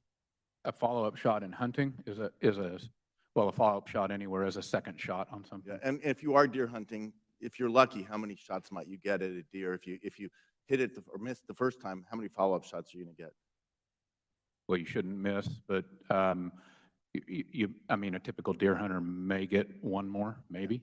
Right. So the idea of a gun that can fire 83 shots in just a couple of seconds for deer hunting, that doesn't make a lot of sense. Not only does it make a lot of sense, in many states that is prohibited by law. Right. There's, as I understand it, in fact, some places you can only have 3 or 5 bullets in your gun. In your deer That's correct. Yeah. So I'm here today. I'm not only here as a representative, but I'm a resident of Highland Park, which, as you know, and have talked about today, had a horrible mass shooting at the 4th of July parade. Like many residents, I joined thousands of families as we waited for the Independence Day parade, when a single deranged man climbed a ladder to a rooftop and monstrously opened fire on the crowd from above. In less than a minute, he fired 83 shots from an AR-style Smith & Wesson M&P 15 semi-automatic rifle, military and police, not hunting, military and police rifle, murdering 7 and wounding dozens more, which should have been a joyful celebration, ended in tragedy and trauma for an entire community. And his intent was to kill many more. Mr. Daniel, in your testimony, you mentioned that they often that these shooters go after soft targets. Our parade ground was not a soft target per se. There were plenty of it wasn't a gun-free zone. The police were there. First responders were there. In fact, they were heroes, but he was able to fire off, the shooter was able to fire off his bullets so fast that they couldn't even identify from where they were coming from. We heard from some of those victims today about how their families were shaken, their friends were injured, and their sense of safety, our safety, was forever broken. I want to thank the many victims who shared their story, and I commend their bravery for speaking out. Without an assault weapon, the shooter in Highland Park would likely not have inflicted the carnage, the extreme carnage we experience. The M&P stands for, as you said, military and police, and yet Smith & Wesson markets and sell these weapons of war to civilians like the monster who murdered 7 people. His intent was to kill many more. These weapons were designed to massacre. For that reason, I've been talking to my colleagues about the importance of voting for H.R. 1808, a bill that would reinstate the federal ban on selling these assault weapons. Well, I'd like to address Smith & Wesson brands on their role in Highland Park shooting today. Unfortunately, they're not here. Mr. Daniel, let me turn to you. Your company, Daniel Defense, as you mentioned, has grown. It's one of the leading voices in marketing assault weapons to civilians. In one of your ads, you use the slogan, use what they use, showing that you know these weapons are designed, they, I assume, being the military, that they're designed for war, but using them in a civilian role all the same. You posted that photo we've talked about of the toddler holding a gun, and I understand why you took it down. But I have a degree in business from Kellogg School at Northwestern, a marketing school. We know the power of marketing, especially the power of marketing young people, whether it's cereal or cigarettes, or in this case, guns. Given that you apparently are knowingly marketing young people, and you know that these young people, in particular, their weapon of choice is the assault weapon, the AR-15, why do you think companies should be shielded from liability if a weapon marketed to a young person is used by a young person to massacre a community, whether it's Uvalde, Buffalo, Highland Park, or any of the other countless names we've already experienced these tragedies? Congressman, we market and sell our products to law-abiding citizens who are adults. We cannot sell firearms to children. So, but the marketing to young people creates the market.